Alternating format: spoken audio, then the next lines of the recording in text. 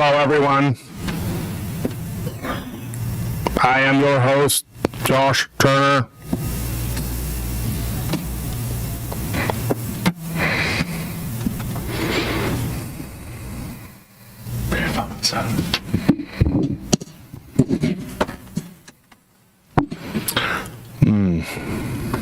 Is this supposed to be in?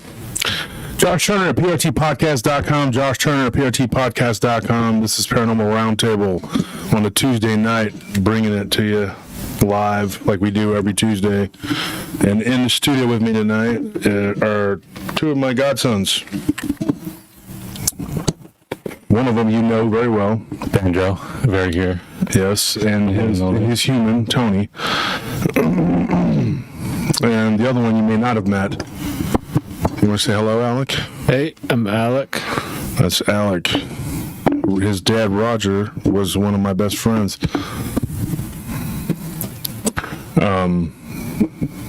So he's here with us. And my nephew's in the studio helping with the sound. That's Anthony. We're going to try and take the show to the next level. We're going to start doing some more video type stuff. That's what Alec is good at, right, Alec? That's what you're good at? Yep. And so he's here. He came from, well, he was living in Colorado, and then he made the unfortunate mistake of going to LA for a little while, which I don't know why anybody would want to do that. But he's back. Can one of y'all give me my glasses? And so...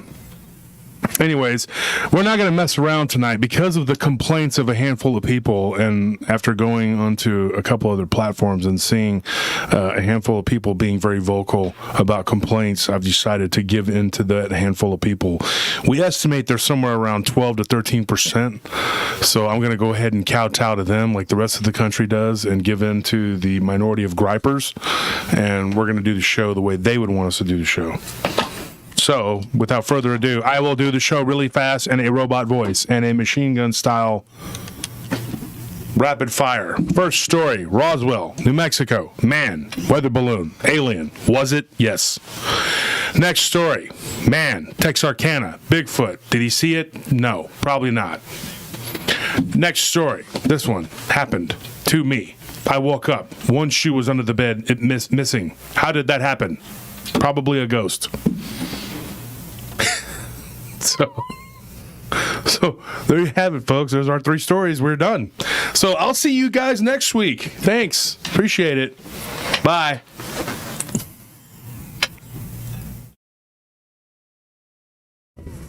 Oh, we need the outro music. I'm just kidding. Do what? The outro music? No, we're going to do the outro. Yeah, we didn't do it.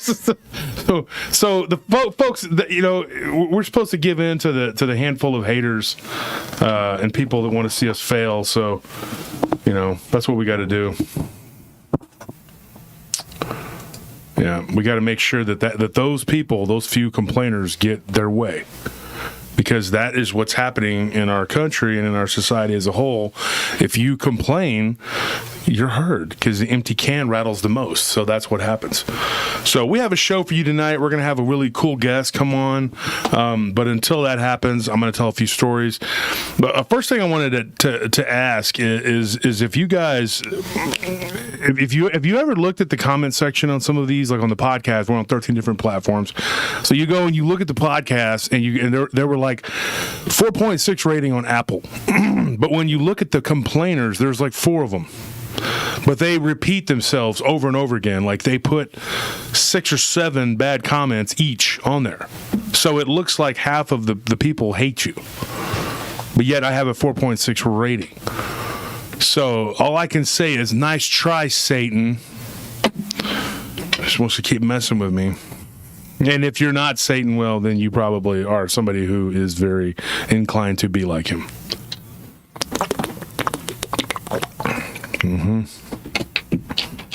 We're not going to let them win.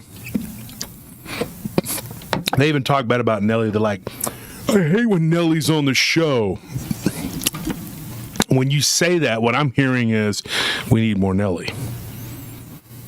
And like more cowbell. I think we need more cowbell. What do you guys think? More cowbell? It's not enough. So anyways, does he need this in there? Because do I look blurry to you folks? I don't know. I feel like Bigfoot up here because the screen is blurry to me. Looks fine.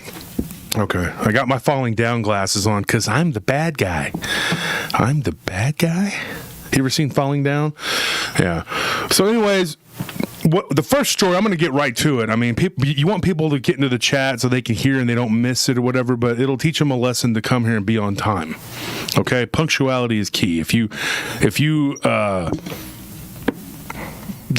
somebody says, Corley, a good friend of mine here, he says, Joe Rogan says never to read the comments. I like reading the comments. I get a kick out of it because I like to roast people's balls. Okay? And you know, or should I say, you know, sexual organ located in the lower abdominal area of male of the species. I like to roast that. Okay? Not in a Jeffrey Dahmer type way. I don't have his cookbook recipes or whatever. I'm just saying, you know, metaphorically, whatever, I like to roast these peoples because that's what they get. Okay?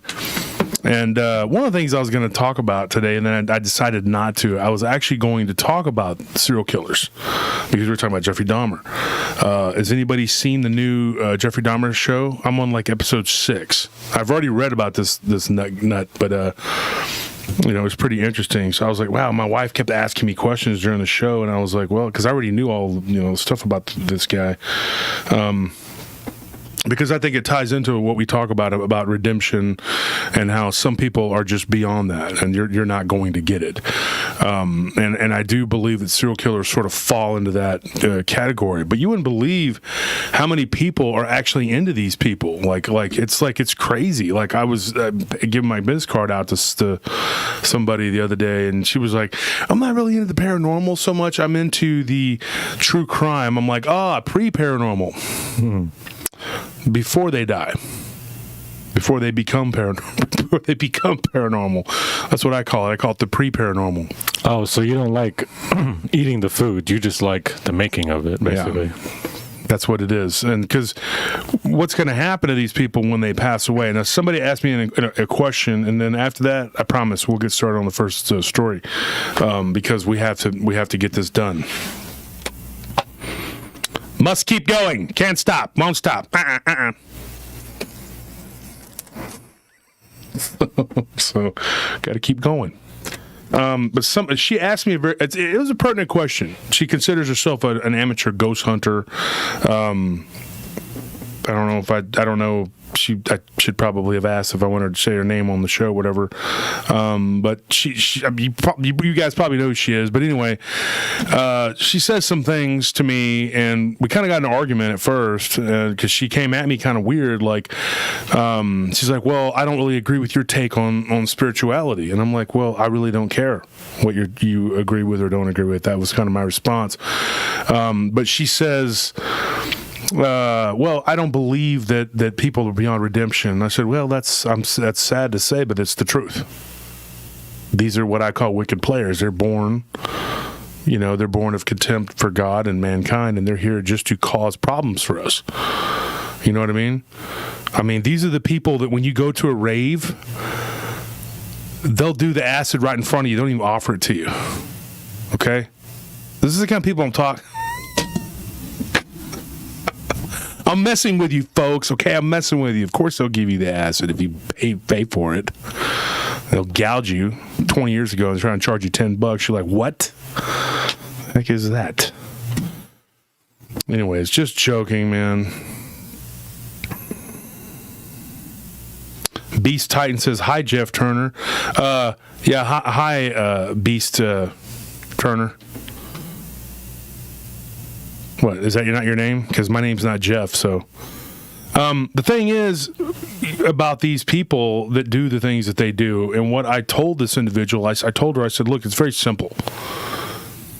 When you die, okay, it's not a one-way ticket to heaven or hell. I mean, I told her this. I said there is an order to the universe, and no matter whether you're a Christian or Muslim, whatever you believe, you're going to have to pay the karmic debt, and that is absolute. It more than likely will probably be paid before, because that's how it works. If you are going to where you're supposed to go, you'll get to where you're supposed to get. And then somebody started accusing me of being a bigot. They're like, "You're a bigot. You only believe in Christianity and blah blah blah," which I cannot even understand where that comes from, because I talk to so many different people about so many different subjects. Like, how could I be a bigot when I talk about so many different cultures and religions? Sometimes people tell me that I'm not really a Christian because but if the other side seems to scream bigotry pretty quickly about pretty much anything. And so yeah, that's what some of these comments were like. "Oh, this guy's a bigot." And I'm like, yeah, whatever. So I guess they're referring to my Christianity stance. That's the only thing I could think of, dude. I'm just like, wow, these people are really stupid. So I got a ghost story for you. We're going to start off with a ghost story. But first, I'm being loomed over by someone. Ignore me. Well, you're kind of in my way. Also holding a pool noodle. I'm not in front of you. You're not in front of me. You're just looming over me. I could smell your Old Spice. It's terrible. Okay. Well, they can't see me, so I don't exist. But you acknowledge me, and now that breaks the flow of the show. I can't see the comments at all. I gotta coach you on how to host your own show. Look at this guy. I mean, they can also smell your Old Spice. It's quite over. Alec, do you see now what I go through in the studio with these people? Now you see it, right? You see it. Thank you. Okay. At least somebody sees what I go through. It's a struggle out here. Yeah. It is a struggle. It's horrible. So I can't see anything, so I'm flying blind here. I'm blind because I need to see to tell a story. well, I'm trying. I got to be able to see. You got your notes right there. I'm not looming over your Okay, notes. thank you. Go away, sir. You're disrupting the flow of the show, or whatever it is you said.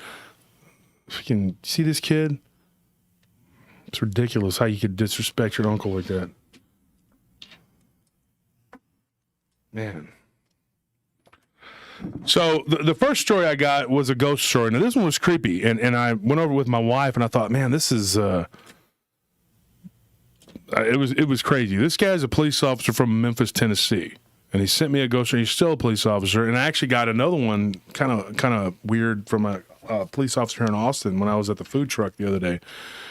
And so yeah, it's kind of funny, like two police officers like in like a matter of 3 days, and I get weird stories from them.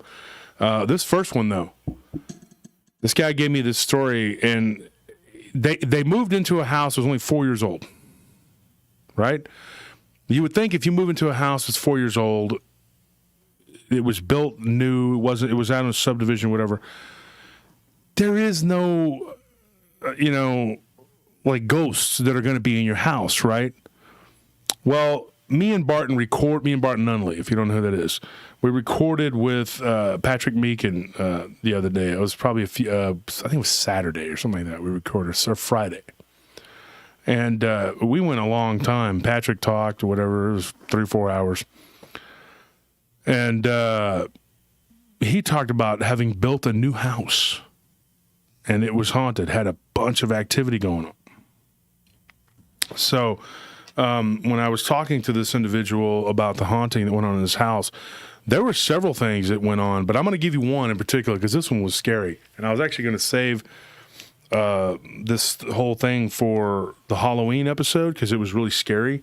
Because me and Tony were just talking about this the other day. What are we going to do for Halloween? And so, we couldn't figure it out. Then me and my wife were like, what are we going to do? What are we going to do? Because we're trying to figure out which stories we're going to put on there that are really scary. And this one really freaked me out. So I was like, I can't wait for this one. So there were several things that happened, but let me get to a really scary one, right? Imagine you're sleeping. He was watching the Titans play football. It was a football game a few years ago. I think it was back in 2018 or something like that. And they were playing a night game or something, and his wife had drifted off to sleep. And he was still up watching the game. And he was on a like swing shift type thing or whatever, so he didn't have to get up early, but she had to get up early, so she would go to bed. And so then he hears something in the kitchen, but they did have a cat and a dog. Dog's in the backyard though, and the cat was inside, was inside, outside, whatever. So he thought maybe it was a cat making noise, but it sounded like footfall, like human footsteps. So he got up and he went in there and he checked, and everything was cool. Went back to lay down. They said it was getting around toward the end of the game, fourth quarter. He hears some more noise. So it sounded like it was coming from the bathroom.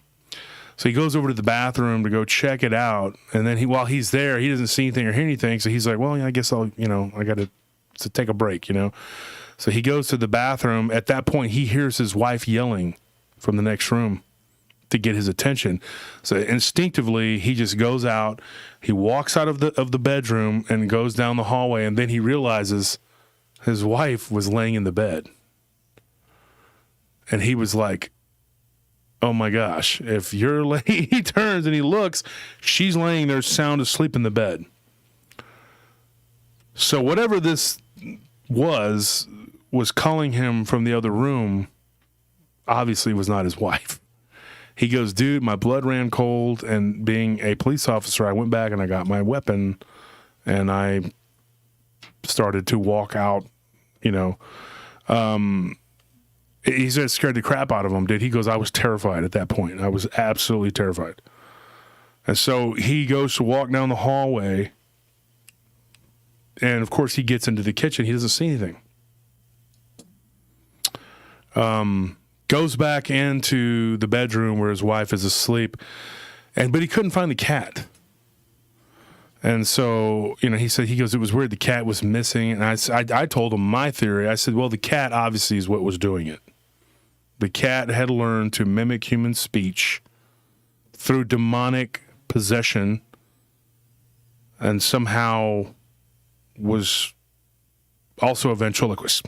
That was my conclusion for this. It was quite I'm joking. I'm just kidding, folks. It's not my conclusion. The cat did not have those kind of powers, but the demon did. So it stands. Just kidding once again. Look, folks, here's the thing. I told him, I said, dude, I don't care how much training you have. I don't care what kind of weapon you have. When something like that happens, it's going to scare the crap out of you. There's no way in heck you're not going to be you're going to be terrified. It would have scared me. I would have been scared for probably like at least 2.3 seconds. And then I'd have been like, you better come out here, punk. I'm going to whoop your ass. I'd have told the ghost just like that, because that's my Mr. T voice. And when my Mr. T voice comes out, I mean business, fool. And then the ghost is like so scared, then he just takes off through the wall and you're safe. And then you say something like, I pity the ghost comes to my house. And then it's over. But no, what this guy went through, though, was no laughing matter. Here's another incident from this same person. Now, his wife was at work. He was getting, like I said, he worked at like a afternoon, whatever. He comes out. I think this was a couple years before the first incident, or the first one I told you, or either a couple years before, a couple years after. Anyway, it's not important. But anyway, he comes out of the bathroom, and he sees his wife sitting on the bed. And he's like, honey, what are you doing home? Because it was almost afternoon, so he thought maybe she came home early. And he says, honey, what are you doing home? And he said, but he noticed her hair was wet, And then he goes around the other side, and he sees this woman's face. She's looking straight ahead, almost like she's catatonic and built just like his wife. And he said, this is not my wife. This is someone else. And so he backs up, and he's talking to this woman. And he's like, you need to leave my house. You need to leave. Who are you? What are you doing in my house? You need to get out, blah, blah, blah. And she just turns at him and she smiles this really like creepy looking throat off grin. Grace, thank you for that. Grace, how are you doing? Grace is so sweet. She was at the conference. It was very, very good to meet her. She was so nice to me and Nellie and everybody, the guys. So anyways, this guy, he's stunned. He doesn't know who this is. Who's this sitting on the edge of my bed? So as he backs up and he gets ready to, call for backup and be like, hey, there's a crazy, strange person in my house. She just vanishes like, and was gone. So that was a couple of the weird things that happened. There's a few others. And I was thinking about doing those. because it got progressively worse. But I just can't imagine, like, you're laying in bed and then you get up to go to the bathroom, and then because you heard something in the bathroom, and you go in there and then you're like, you know what, I gotta do my business, and then you hear your wife calling from the other room, and you're thinking, hey, maybe she got up and went, needed assistance or something. You walk right by, not even thinking about that she's still laying in the bed, and then when you get into the hallway, you're like, wait a minute, she's still laying right there. Crazy. So, yeah, that would have, honestly, folks, that would have scared the crap out of me. Okay? I would say that would have been a Charmin moment for me, but I don't use that. I use Angel Soft. Right? I mean, soft as angels. I mean, yeah, so you don't use Charmin, then you don't use it. So, but it would have been a moment for me. I would have been like, what the heck, And I've been through a lot of weird stuff, so it takes a lot to scare me, to freak me out, whatever. But since I got you in the studio, Alec, I'm going to tell you a scary story that happened to me and your dad. I don't know if your dad ever told you this, but your dad... His dad's name was Roger. He passed away in December of 2011. He was my best friend. And I've lost many friends since then. And two of the guys we used to hang out with all the time, John Kelly and Willie Williams, are both, they're all deceased.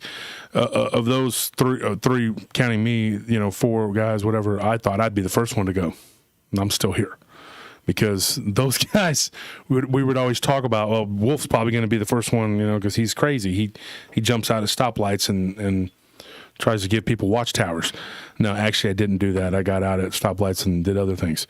But what was crazy is Roger was like a spiritual atheist. Am I correct, Alec? You got to come to the microphone. What would you describe him as? More of like agnostic. Agnostic, yeah. But, when I first met him, he was very much a spiritual atheist. Yeah, he was very anti... Come to the microphone. When I was really young, he would make a mockery out of the concept of like God religion. and religion and stuff. Yeah, and so one of the things he did, we would proselytize to each other and tell each other, look, I would tell him spirituality's real. You need to get yourself right. You need to do this. You need to do that.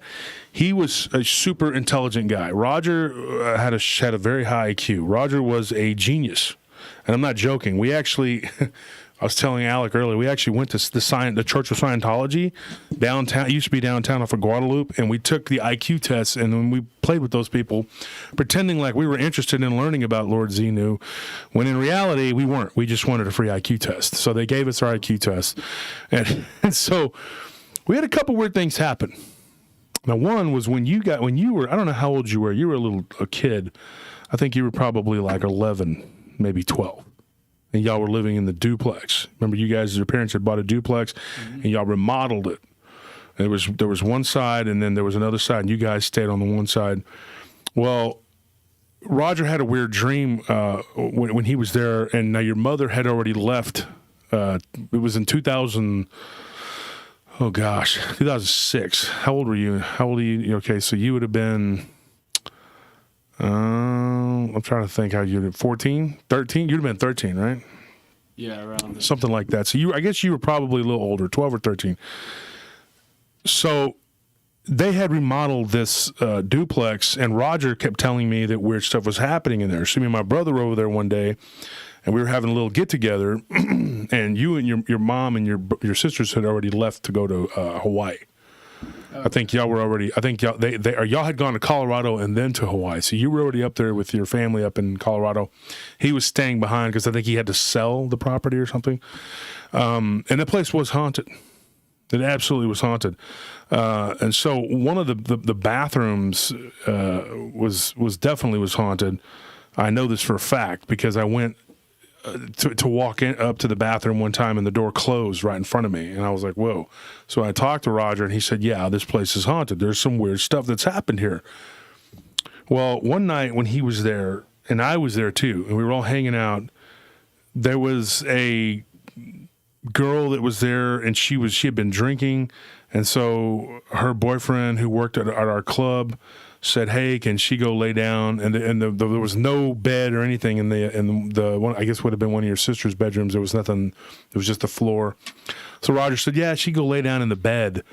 You know, and so there was still the bed, I think, in his bedroom, whatever, your parents' bedroom. And so she screamed. She freaked out. And Roger goes into that bedroom, and he sees a face looking at him through the window.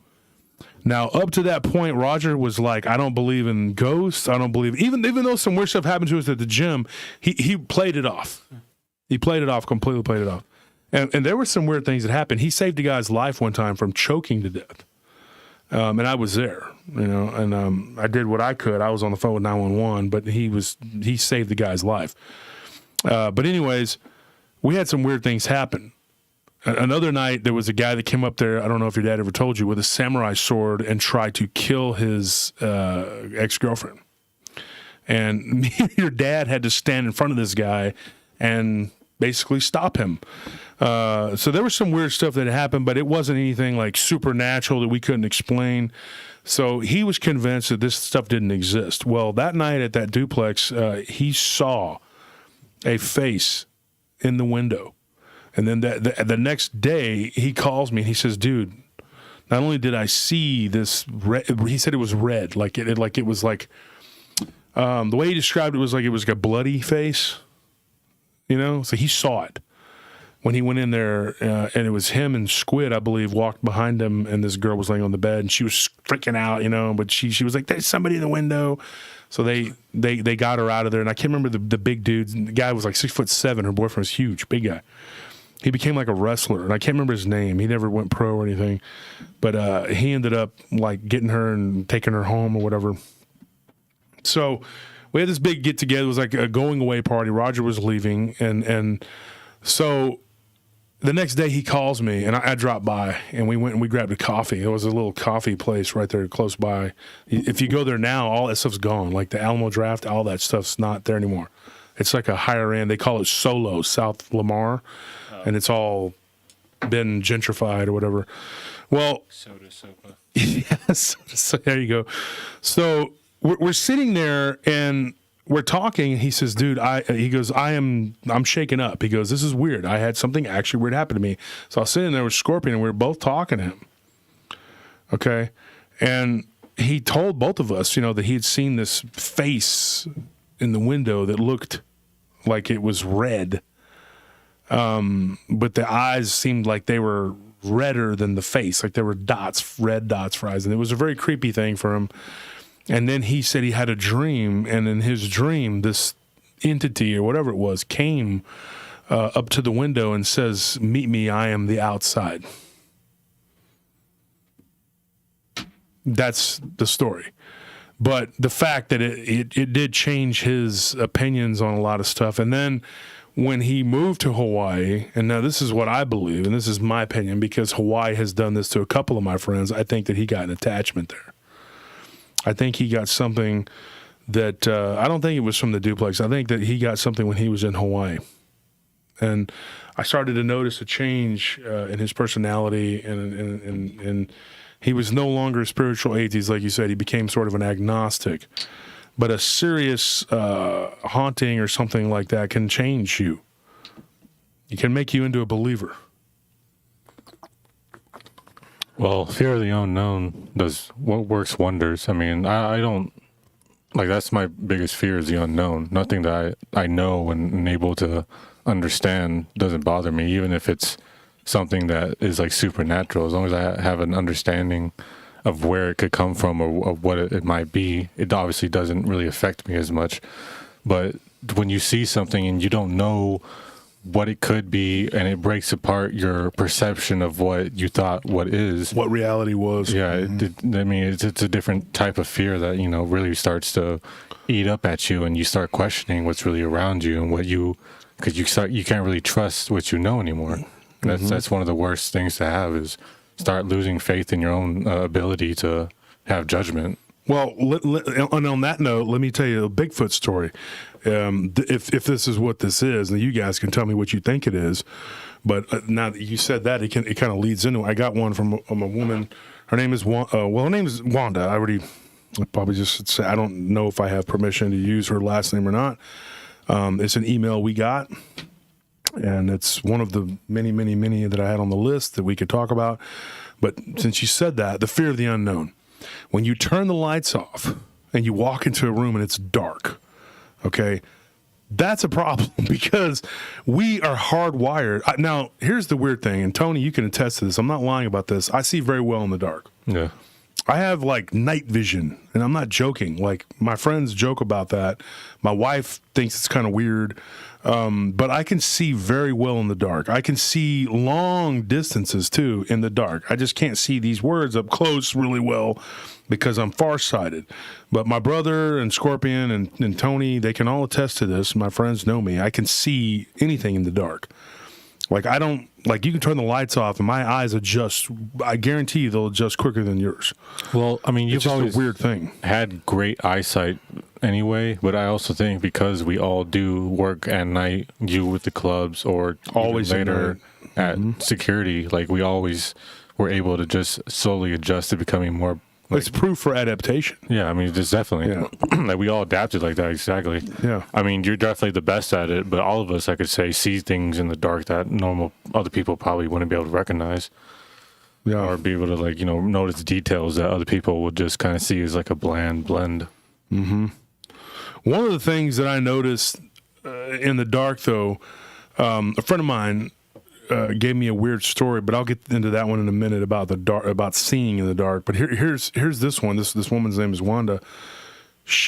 When she was a kid, she had seen her and her dad what she thought was a Bigfoot near a peach tree, and it was literally picking peaches off of the tree and eating them. And they had a couple of them on their acre. They had like 45 acres of land. And this was in the middle of Nebraska. And her and her dad were driving, and they were driving, and before they got to the turn to go up there, they had this long drive to go up to their farm.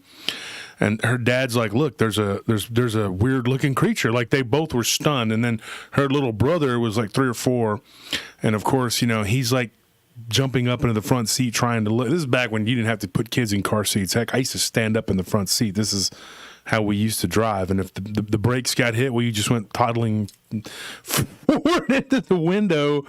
It's just kind of how it was. It was like, well, I don't teach you to sit down. I'm like, why don't you put a seatbelt on me? Because this is 1978. And we don't care about your life. Anyways, the point is that they turned off this gravel drive, and they could see there were these 2 trees. There were peach trees that had been planted there years ago. They don't know who planted them, but they could see this big. It looked like a quintessential Bigfoot, like eating peaches, just eating them, watching them. Well, that night when she went to bed, because it took off over the hill and through the woods, and it went off, whatever. There was a creek down there, and her dad had called his brother, and they had gone out and looking to see if they could see it, and they didn't see it. They never saw it again, but she did.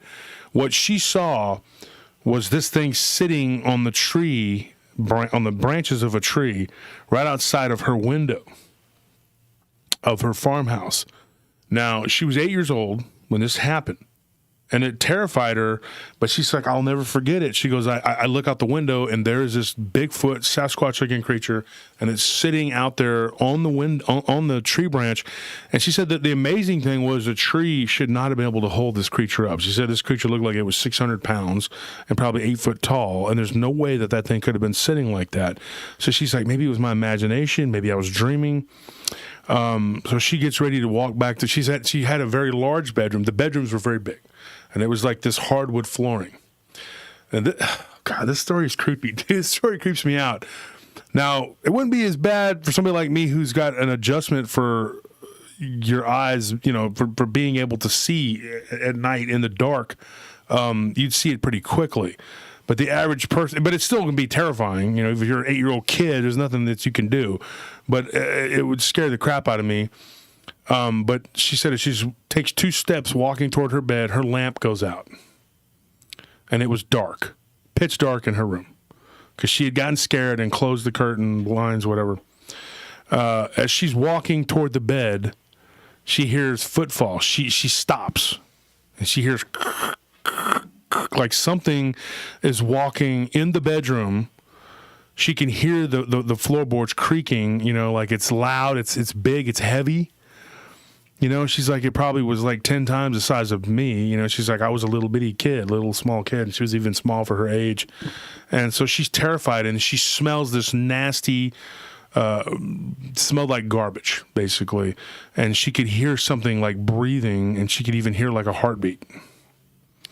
So she is like frozen in fear, and she can see nothing. It's absolutely dark. It is completely like you talk about the fear of the unknown. Okay. So she's trying to take steps toward the bed, and she brushes against, the way she said it was like a bristly throw rug. That's the way she described it. That was her words, not mine. And she said that it felt like really coarse hair. And she's like, oh my gosh, it's in the bedroom with me. And so she turned around and she thought about, like, you know, throwing the curtain open or whatever and trying to crawl down to get out of the window, because this thing was in the closed up bedroom with her. And the way she described it was a Bigfoot. That's a Sasquatch. There's no other way to describe it, what she saw. So she was terrified. And so she's standing there, and she says she could feel its hot breath. And it was just nasty, bad breath, like something that had never brushed his teeth in his life. And we know about that because, you know, we live with somebody. I'm just kidding. I'm not going to talk about that. But anyways, she puts her hand up just to, because she's like trying to feel around, you know, and she has to try to get out. So she doesn't know which way she's going to go. At this point, the curtain moved by itself, or at least she thinks it did, because she was pretty sure that the creature was in front of her to her left, and that's where the door was to get out of the room. So the curtain opens up by itself. There's some moonlight that comes through, and she turns around and looks, and she sees the creature still sitting there on the tree branch, just sitting there looking at her with a really mean, angry, ugly face. And she turns back around, and she can see all through the room now from the moonlight, and there's nothing there. So she runs out of the room and runs down the hallway, wakes up her mom and dad, and her parents they wake up, and they're like, what's going on, you know? And she's like, this creature, it's outside my room, it's inside my room. I mean, you're an 8-year-old kid. You're trying to explain to your parents that a Bigfoot type creature, but the dad believed because he had seen it. But you're trying to explain to them that it was out on a tree branch that it obviously wouldn't fit on, because the dad comes in the room, he looks, he doesn't see anything. He's like, that creature we saw earlier. She said, yes. He goes, there's no way it would have fit on that tree branch. I think it was like 8 foot tall. It was a Sasquatch. It was a huge Bigfoot type creature. And, you know, she said back in those days, you wanted to learn about Bigfoot, you had to go to the library and rent check out a book from Lauren Coleman or something. And so that's what her dad did the next day. He did all, but all he could find was Bigfoot, you know, just people seeing it in a creek bed, people seeing like they did, seeing it picking fruit or whatever, you know, whatever it was. Nothing about these things being able to come inside your house. None of this about these things. There's nothing, you know, there was nothing there. So he told her to go back to bed, you know, leave your door open, it'll be fine. She said for the next month to month and a half, she would see this creature regularly. And sometimes it would be in the house and sometimes it would be outside the house, but it was always around. And she said that one day she heard the cat like, you know, like something was wrong. And she goes out into the hallway and the cat's dead. The cat, literally, something had picked it up and just squeezed it, killing it. You know, she thinks it broke its back. And she said this thing was evil. It was an evil entity. It was not a good creature, whatever. And so she had this issue at school where she was falling asleep at school because she couldn't stay awake because she was up all night. And she was like, I'm tired. I can't freaking sleep. I got, you know, this evil creature that looks like a Sasquatch basically haunting my house. And 1 second. My guest is asking a question. Well, I can go ahead and thank all the donations while you're doing that. Thank you, Michelle. Thank you, Cowboy. Thank you, P. Thank you, Chris. If I missed anyone else, it's probably been a little bit, but just thank you everybody for donating. And we have 396 people. 300, yeah, something. 96 so go ahead and hit that like button and thank everybody for being please here. hit the like button and subscribe. Back to the story, and thank you for everybody that donated because it's greatly appreciated. So this creature obviously it terrorized her for a long time, and she said this went on for like the worst of it was for about 6 weeks, and she really thinks that it was because they saw it. And it was weird because she could see it and her dad wasn't seeing it, even though her dad had seen it that one time. Well, later on, she came to the conclusion that her dad never would have saw it that day if it wasn't with her. And she doesn't think that it was just something that was living there on that property or whatever. She thinks that it could come and go as it pleased, but it was able to come into the house without any forced entry. And there was no forced exit, leading that it could be some sort of spiritual creature. But it was also very physical because it did physical things. They had a dog, it disappeared. They got a puppy, it disappeared. The cat obviously was killed. And there were a few other things. One time she heard something fall, boom, boom, out of the refrigerator. She had a friend over that was sleeping over for the weekend because they were playing softball together. This was a few years down the road. She said this was when she was already in her early teens. And her and the friend went downstairs and they see cartons of milk and orange juice and stuff spilling all over the floor. And they look up and they see in the back door this creature with red glowing eyes, this Sasquatch-looking creature, staring at them through the back door, and they were like, "Dude, did this thing do this and then go outside? How was it getting inside?" And then over time, it just sort of stopped. But she said that she and this is what she said. She thinks that it turned invisible. Which I think it was already happening anyway. But she said that it would be invisible in the way that. It was how do you say it? How do you describe it? It's there, but you can't see it. It's always around, but you just don't see it. And she thinks that it was a very nasty, mean entity. So I don't know. Some people would argue that that's not a Bigfoot. That's some sort of other creature, but looks just like a Bigfoot. The Native Americans, people always love to throw that around. They're like, "Oh, the Native Americans, they're smarter than we are. They know all about these things." Well, 90% of them will tell you that they are very, very spiritual creatures. But then when you tell somebody like that, then they get all, upset about it because it doesn't fit their narrative. So then they're like, "Well, no, but that part's not correct." So which is it? I mean. It is very possible, folks, that we're dealing with two different things. We could have a creature that looks very much like a Sasquatch or a Dogman, but be something else. I don't know. What do you think, Tony? What are your thoughts? I mean... Oh, that's interesting, Tony. Thank you for that. Well, what I'm going to tell you now... I was going to just say we should speak to the expert, Banjo. I was going to refer to him. Oh, that's what you had to say. Okay, I'm waiting.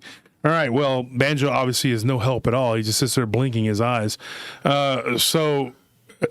I had a strange, this kind of... Talk to the mic. Oh, yeah. This kind of made me think of a couple years ago, I was in Hawaii, and I was in the lava field at night because I would do astrophotography out in the lava field till 4 a.m. sometimes. Mm-hmm. And I was coming back one night and walking down this trail that has no lights on it, and the only light you got was from the town. It would kind of cast a light down onto the lava field, and I saw this thing. It looked like it was a shadow, but it looked like a person that was casting a shadow, except that I noticed it was towering over the whole path in front of me as it crossed the path. It seemed to have like one leg on one side of the path and the other leg on the other, and it was a whole road. It was at least 12 to 13 feet tall, and it was just like a black shadow. And I don't never know what it was, but it seemed to cross right in front of me and just keep going into the lava field. It's just strange. Kind of reminded me of that. I don't know why, but I mean, your guess is as good as mine. When you make sure you get right up on the mic so they can hear you. oh yeah, my bad. But yeah, so what you saw. Let me ask you a question, Alec. What you saw that day? Come up to the mic. There you go. Because the mic, you have to be right up on the mic so we can hear you. Yeah, you can scoot in. What you saw that day was would look just like a shadow, right? Yes, but it was really dark, so it could have had substance and it just appeared as a shadow because all I saw was the shaded side. I was looking with the town. It was between me and the town, and it blacked out the city lights in front of it. So all I saw was shadow.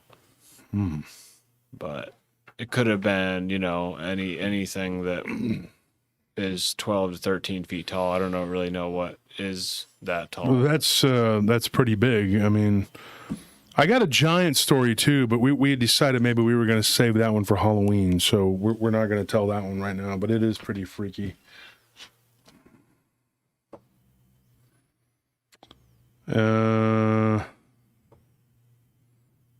Get another one about black dogs. Trying to decide which one I should tell next. Anyway, that was the Bigfoot story, if that's what that was. Of course, the flesh and blood Bigfoot people, that wasn't a Bigfoot. Bigfoot's a giant monkey that runs around out there and takes poop in the woods. And to my aper friends, no offense, okay? I not attacking you.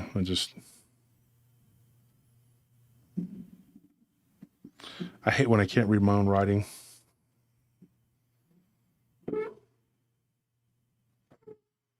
The heck is this?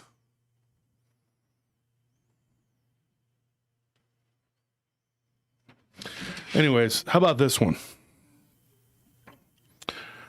I got a couple of them that involve cemeteries, and I want to do a show about haunted cemeteries because somebody was arguing with me the other day about how cemeteries aren't really haunted because the dead don't hang out in the cemeteries, and I'm like, they're haunted by something. I can't tell you if somebody dies that they're going to go run around in a cemetery, but when loved ones spend their emotions in a place, there's going to be entities that are attracted to that. Also, people go and pay their respects at the cemetery because that's where the bones of your ancestors lie. I mean, I like to believe there's something guarding cemeteries as well. Some kind of creature or something. You like to believe that? Wouldn't you? That there's something spiritual guarding these areas where these people are meant to be resting so that nothing can just attack and do whatever they want? I would prefer to believe that there's something protecting these sacred areas. Yeah, I mean, maybe. I mean, I get that, but I don't want there to be something there. I mean, but if whatever makes you feel better about life, that's good. The Unknown says, I love the dog story where the boyfriend and girlfriend took the dog in. That one was called Beware of Dog. And that one was a really creepy story, dude. I have not gotten an update from them. I did recently hear from the girl that was on my show from the Mother's Day episode. Now, here's the funny thing. I was reading some of the bad comments about me, and one of the knocks on me is that I take anybody's story and I'll tell it. And just take it at face value and be like, oh, yeah, he doesn't even vet people. And the person will tell their story, and then they'll go tell the story, and and he just takes it and whatever. When other people have said that story's crap, whatever. Who cares? That's their opinion, Maybe you should talk to the people instead of just reading the email. I don't know. My opinion, I mean, not knocking other podcasters, but maybe they need to do that. But one of the things that I got knocked for too, which I think was kind of funny, was that I mean, not only did they say that but they said there was a bunch of stuff that was said, and it's not even worth repeating. But it's just I get a kick out of some of the stupid crap people say. They said that I don't do interviews, and I'm like, I'm up here every week with a different guest. Literally, I bring you a guest every week, and they said I don't do interviews. I don't interview anybody with anything good to say. And I'm like, wow, like really? Anyway, let's look at some of the comments here. Wow, Holly says my step grandfather's body was grave robbed. That's terrible. The Immortals episode, the Rogue Status says the Immortals episode was one of those that was nuts. Never thought about it till then. It was one of my favorite episodes. That is a weird one. Especially since I may have me and several of my friends, actually multiple of my friends, including your stepdad, Tony. And I think your dad, Alec, too, Roger. I think he was around when that happened too. We may have met a guy that was immortal. I don't know. Actually, I know I talked to your dad about that. I don't know if he was working at the club at that time. He would come and work off and on.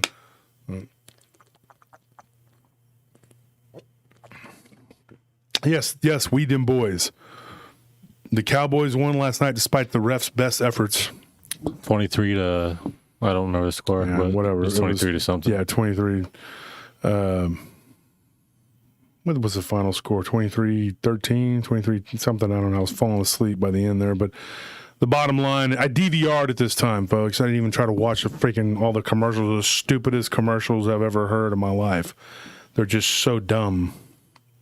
Putting people in the weirdest positions, like they just, it's dumb. It's just so stupid. We need a cowboy. Let's get a Vietnamese person. And let's put them in cowboy clothing. And let's put them on a horse. And let's have them herding cats. That would be awesome. I think that's what we need to do. For Old Spice.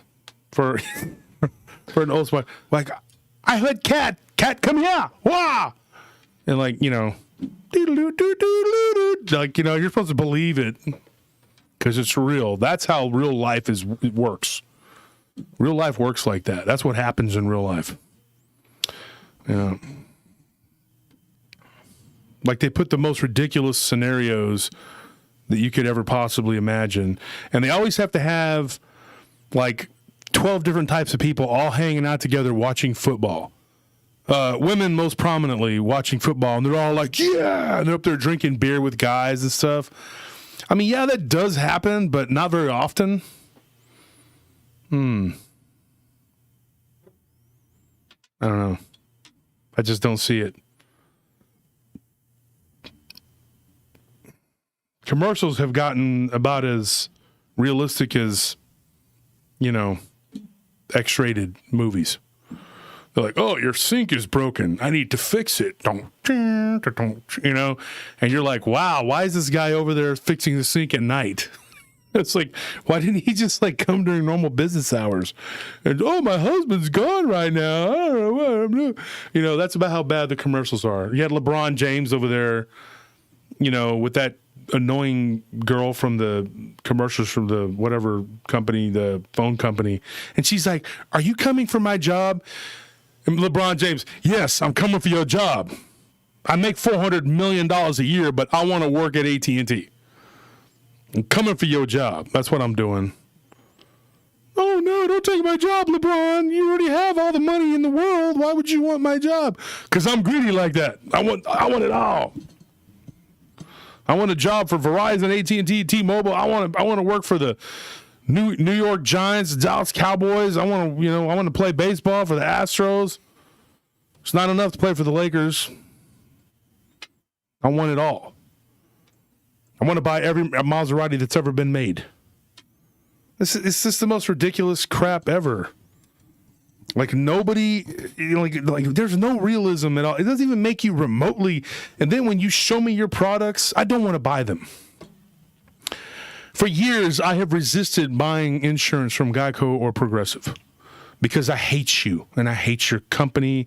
I hate your commercials. I quit eating Pringles because they were pop, pop, pop, pop, pop, pop, pop, and I'm like, oh, okay, I won't eat that anymore. What you have inadvertently done is make me despise you. No one out pizzas the Hut? Pfft, no problem. We'll never eat your pizza. Your commercials are terrible. I can't stand you. I don't want to. You're sickening, and your commercials are so. You're taking a hammer and just popping me in the head. And the other day, the Bucks Packs, I had to watch this crap, and it was so hard to do. So the commercials are just you're making me sick. You're grossing me out. I just can't stand these ridiculous, I don't know what they, on television during games and stuff, trying to watch the Astros, the World Series, and you're just a year before last or something, and I almost couldn't watch it. I just had to record it and then go back and watch it, and then I ended up seeing the score, and I was like, oh, that's great. Well, forget it. You make me sick. You make me sick. And the beer commercials, Coors, the banquet beer. I'm like, really? I call it the diarrhea beer. Miller Lite. You want a headache? Grab a Miller Lite. You have a headache in no time. Like, just be realistic. Oh, you want salt? Oh, you want salt? Then get pizza from the Hut. And you can have all the salt, and your kidneys will fail. How about that? Let's just be realistic here, okay? Your commercials are terrible, and nobody believes in them. But yeah.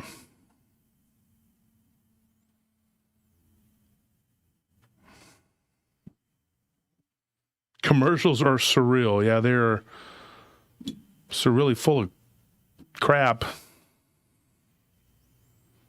Yeah, facing the crowd, I'm boycotting stupidity and the woke BS. Yeah, me too. People are like, oh, you're going to get canceled. Oh, well, it won't be the first or the last. We're all going to be canceled before it's over with, folks. What do you think is going to happen when we all have to have electric cars? Do you think that's a good thing? When one particular country, it rhymes with INA, owns all of the mineral rights, 75% of the world's lithium. Yeah. What do you think is going to happen? Because they don't have free enterprise, this INA that I'm talking about. Louisiana? It rhymes with INA. In LA, they're banning Can't hear you. You got to move toward the. In LA, they were banning gas-powered car sales when I was out there. Mm-hmm. And at the same time, they put out an advisory that told people not to charge their electric cars because I saw that. The grid is failing. Yeah, I saw that. They are, and then you have Iden. We're not going to say his name, but he's over there like, I think in California, it's a great example.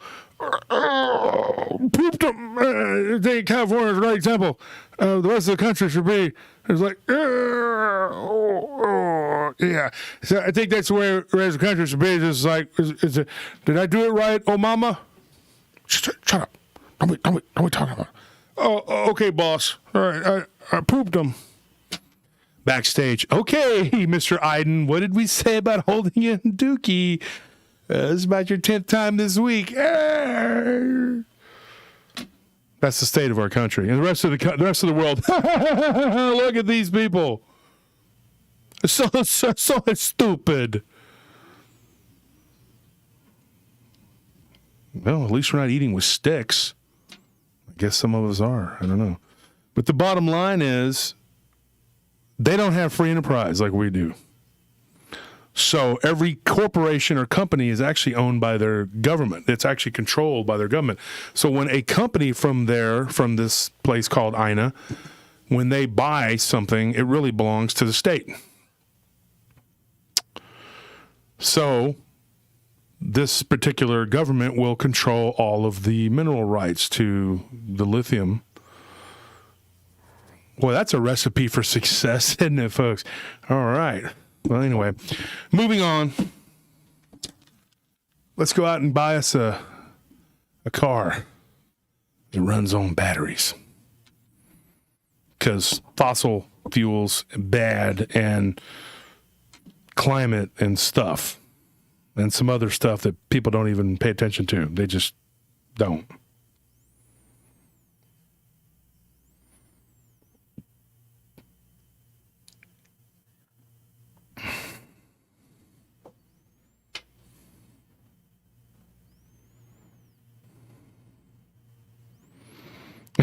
Rethink Inc. says, want water? Drink Coors.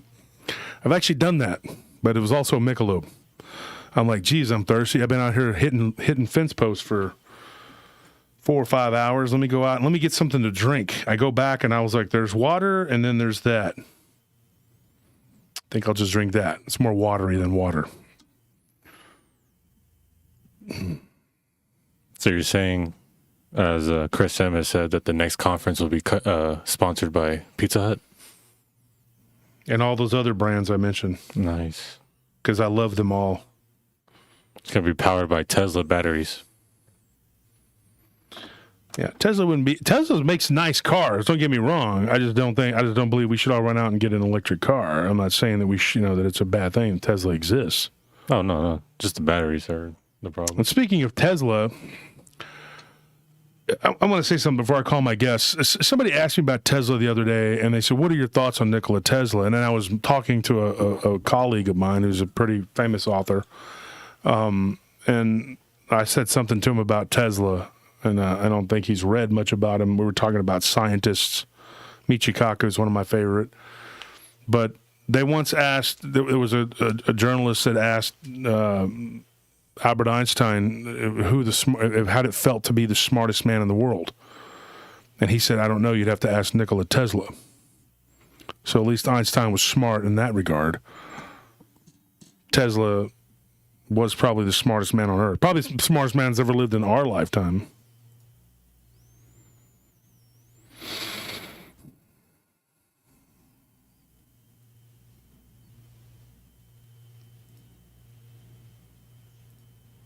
There it goes. All right. Thank you, Eddie, for the donation. The trooper, Eddie from Iron Maiden.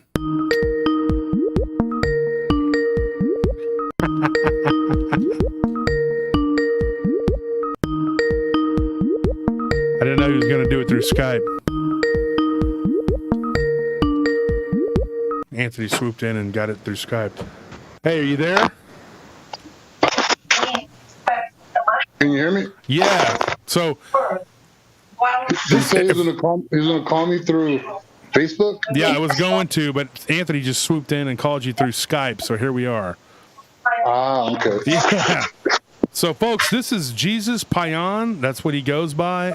In Spanish, it's Jesus, but he goes by Jesus because a lot of people don't pronounce Jesus right. They call him Jesus, which is the god of Greece mythology, and that's not what his name is. So he goes by. But do you want to introduce yourself, Jesus? Tell people who you are. Well, I am an actor. That's what I'm most known for. In the world outside of the paranormal, I play Gonzo on Breaking Bad and Better Call Saul. Do a bunch of other movies and TV shows, but that's what I'm most known for. And then in the world of paranormal, I'm more known for my Bigfoot hunting and my YouTube channel, Breaking Bigfoot. Breaking Bigfoot's that's a clever name. So, Jesus, we recorded me, you, and Barton Nunley, and we ended up talking for like 3 or 4 hours the other night. It was crazy. We went on like a marathon talking about stuff, and we covered most of the bases, but there were a few things that we didn't. And so there were a couple things that I said, you know what, we'll talk about that when you come on the live stream. You heard, I don't know if you were listening earlier, but we were talking about someone having a sort of paranormal Bigfoot encounter. Now you're what I would call an experiencer. And what you've had happen to you is it's actually it's not common, but it is common with experiencers. And you think it started from your earliest childhood memories when you were living in what you called a haunted house in England because your dad was in the Air Force. Is that correct? Yep, he was in the Air Force station there. And you had a UFO encounter that began at that time, right? Yes, I did. So one of the things that we talked about, and I wanted to get into this, now you've had a lifetime of what you believe is abductions. Yes. Yes. And so I want you to tell the audience a little bit about, what was going on, and then it culminated with you seeing a Bigfoot, but there was something else there too. It was very, very interesting. And folks, we recorded with Jesus or Jesus, whatever you want to, for about 3 hours, but we didn't get all of the information. Like I said, we left meat on the bone there. But I want you to explain to the audience, a little bit about your experiences and then what you saw that day when you were out camping. Right. So, in, like I said, my early life, I, of course, didn't get to hunt Bigfoot. I didn't start physically going out into the field until I was until the year 2001, 2002, and but before that, my main focus of research had been UFOs and abduction cases because of what I was experiencing and doing ghost hunting too. And when I was invited to go ghost hunting, I didn't do it actively because I experienced that normally, I guess. When not everywhere, but I do experience strange things like that, when I go to different places. Like, are you familiar with the Alec Baldwin situation where he shot the director on accident? Mm-hmm. Okay, so I was at that same little western town that they use for lots of movies. That's where Young Guns was done, and a bunch of other awesome, very legendary movies was done there. So me and a producer went to that place in the middle of the day to do scouting for a music video we wanted to shoot, and got inside the main building. The way that the owner of that place works is the deal they make is whatever buildings the production builds there for their movies, they have to leave it there. So that's how the little town started growing. The old western towns grew bigger and bigger. So we're inside the main bar area. It's the same bar that was in 6 Million Ways to Die in the West. Mm-hmm. And I go in there. It's just me and the producer. He's taking pictures, and I walk by the bar, and all of a sudden I could hear a bunch of different voices, faintly, but I could hear them yelling and being real pissed off. And I told the producer, I was like, take pictures. I go, wherever you want to take pictures, take pictures. I go, I'm hearing some crazy stuff right now, We weren't there ghost hunting. And so he did. And I was hearing, people screaming and people saying that they were mad what the owner of the place was doing, and that she shouldn't be charging people to come visit the town, which I guess they didn't understand, it's how the movies work. And they're upset about it. So we went into a few other rooms in that main building, and he took pictures and stuff. And a few days later, he texts me and tells me that I should check out those photos. And he sent them to me, and in those photos, of course, were a lot of orbs. Some of them were only by me in the pictures, always by me or over my face or over my body. But the main bar, I was surrounded by them, by a whole bunch, which I think is interesting because I heard a whole bunch of voices, and I had told the producer guy exactly what I heard. So I didn't know there was going to be anything in the picture.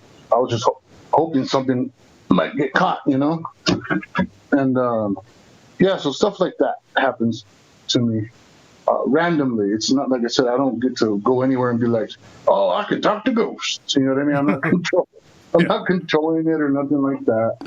But yeah, so up until that time, like I said, I was experiencing my own visitations, and not until I was in my early 20s did I understand what it was. Did I think I understood what it was? And because it was acting so like in the open while I was awake, not just when I was in bed. And yeah, and then I decided to really work on doing my documentaries and research for Sasquatch, and created my channel and really delved deep into the research and many different levels, from ancient history to the DNA studies.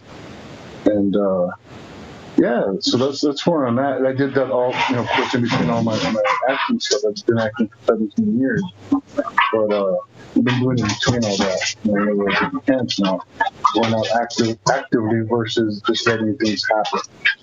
Yeah. So I'm having a little bit of background noise back there. Is your cat okay? It sounds like he's. Actually, it's two huskies. Your huskies chasing each other in circles around me. Oh, and for the chat, Scorpion, just letting you know that Griff is just playing around. Griff's cool. He's not. He was making a joke about stop having strangers from the street pay you to tell stories. He's making a joke, Scorp. So don't block him. I'm sure that's what he was doing. Griff's cool. So anyway, back to what you were saying. When we were talking the other night, we had talked about you having seen a UFO when you were like really small, like you were like a little child, like 4 or 5 years old, right? Is that correct? Right. I was about 3.5, 4 when it happened. I was looking out the window. It was nighttime. My sister was in my room with me. She's 2 years older than me. She wouldn't sleep in her room because for whatever reason, no matter how high we had the furnace turned up, that room would be freezing. So she didn't like that room, said it was scary, and she would come and sleep in my room. So that night, specific memory I remember, cigar-shaped UFO came down from the sky towards our window, and when it got, I guess you would say, within 2 acres away, I don't know how I would describe it, 100 feet away on the sky, good distance at least, that's when I don't remember anymore. But she remembers it being green. I remember it being orange. That's weird. Y'all remember 2 different colors of this thing? Yeah. Yeah. And this happened in the house that you said that in England that was haunted, and you said this was during the Rendlesham incident, right? Yes. Yeah. Yeah, that's weird. Yeah.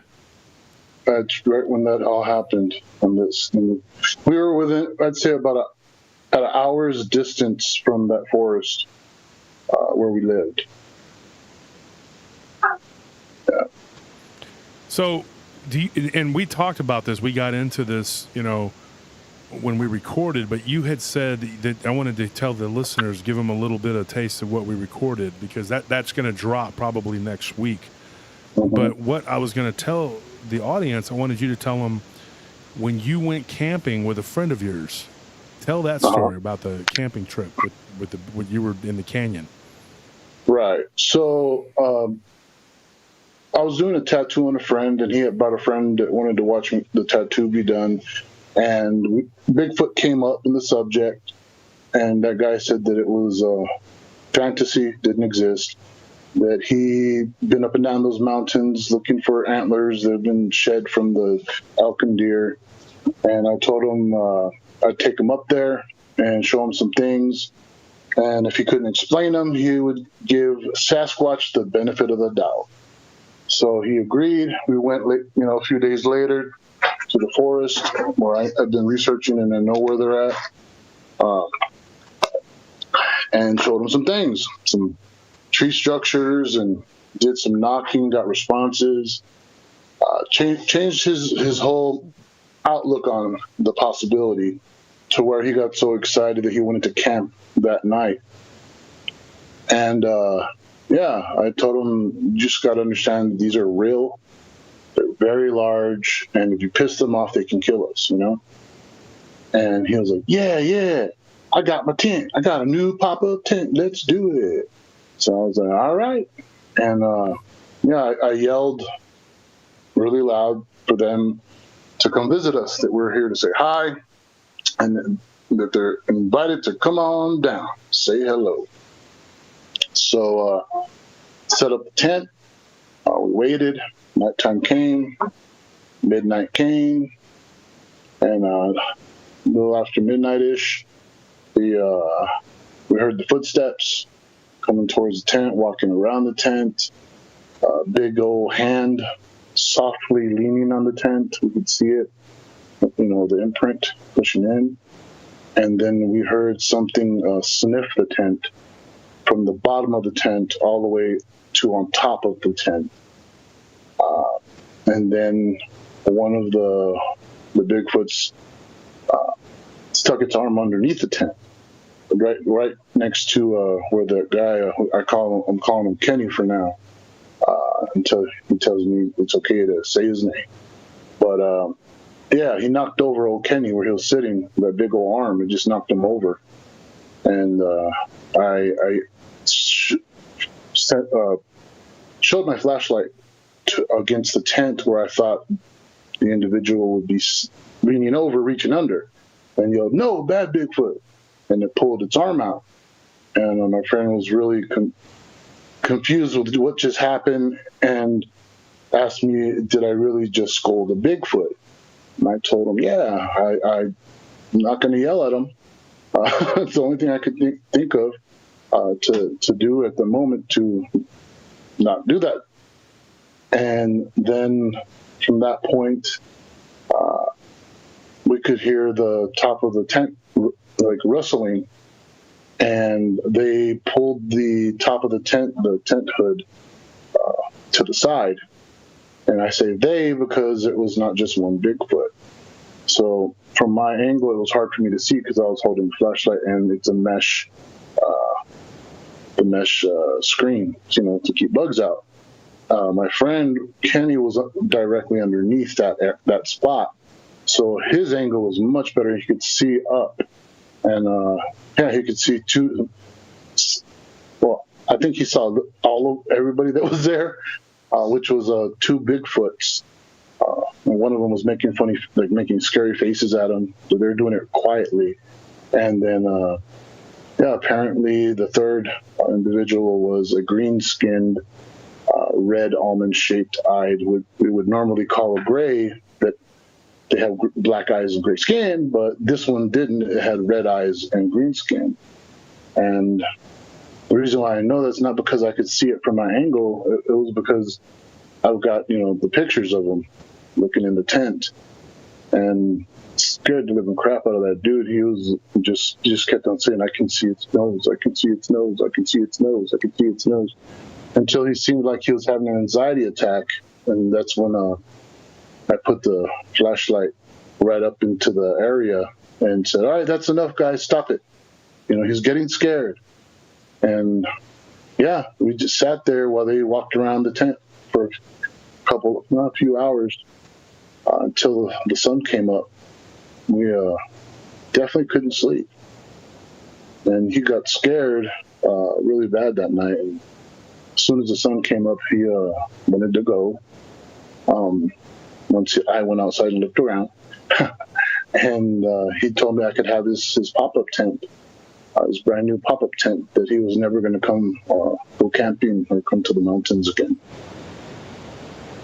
What did he think about this Bigfoot being with another creature? That had to freak him out, because it's hard enough to wrap your mind around the existence of Sasquatch, but then there was some other entity or creature there with it. That had to have had a profound effect on you and him. Well, for him, he was pretty much I would call it in shock. He didn't want to talk about it, and that was the last time I ever saw him. You know, he didn't want to talk to me no more, and Wow. definitely has reached out. For me, honestly, it was fun. I wasn't scared. I didn't know that third individual was there. I thought it was just one at that time. Not until I got home and saw on my computer by tilting the screen and zooming in that there was more than one there. So I didn't get to experience the live action because of the angle I was at. It just kind of like flooded with light the screen, so I couldn't see. I could just hear things happening and him freaking out. But yeah, like I said, it was fun to me. Not that wasn't the first time that I've had experiences with a Sasquatch that getting that close. And you said there were two different kinds of Sasquatch that night, right? Well, they looked different. You know, it could have been like they weren't cousins, or they weren't cousins. They were just friends. You know, different tribes, different groups of Bigfoots. Because they didn't have the same facial structure. They looked like they had different dads or something. You know what I mean? One had a smaller style nose, more, I would say, akin to a grade 8. And the other one had a bulbous, wider nose with nostrils, like hooded nostrils, and nose like ours, that we would see. But yeah, I'm not sure if there was two different species or if it was just they weren't twins, and not all Bigfoots look the same. They all have individual faces and, I guess, some personalities. And not just all, like 1,000 zebras. But if you know zebras, they're actually very different, each one, because none of the patterns are the same. You know?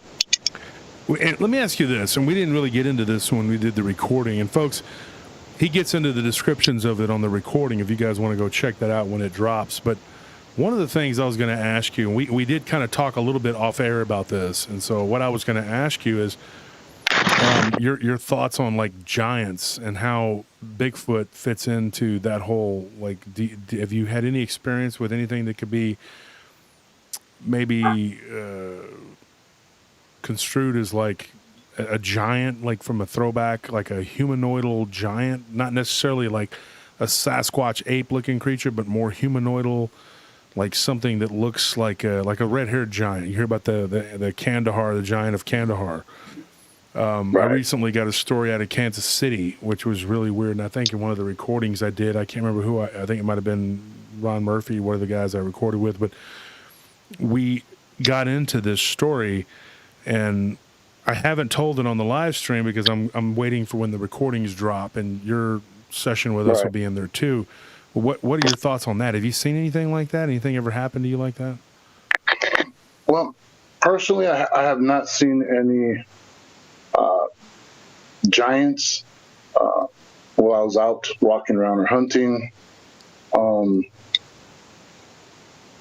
I've seen some weird stuff in the clouds that didn't make sense. I got some pictures I can send you on that. Which there's an issue of the giant. Yeah, very strange situation. All right, so since I'm throwing it all out there, I'm gonna throw it all out there. So we're at Applebee's. We had just done a talk at a small conference. It was abductees, and I spoke there, and Travis Walton spoke there. So after this event, we all met at Applebee's to eat some food and talk to each other and compare notes, pretty much. And after dinner, I went out to the parking lot to get in my vehicle, and it felt like I was being watched. And I turned around, looked around, and then looked up, and it looked like there was a giant person standing on the clouds staring at me, or at least in my direction, looking in that direction, standing. I took a picture, of course, of it. And, when you zoom in, it looks like a guy wearing I don't know, he looks almost like a Spanish old style conquistador-ish. He's got a vest on, a mustache, long goatee, funny hat. I mean, you can see that much stuff. It's not I've got a circle with a red, circle, and turn it upside down and sideways and wave it around so you can almost see it. Yeah. It's real ridiculous.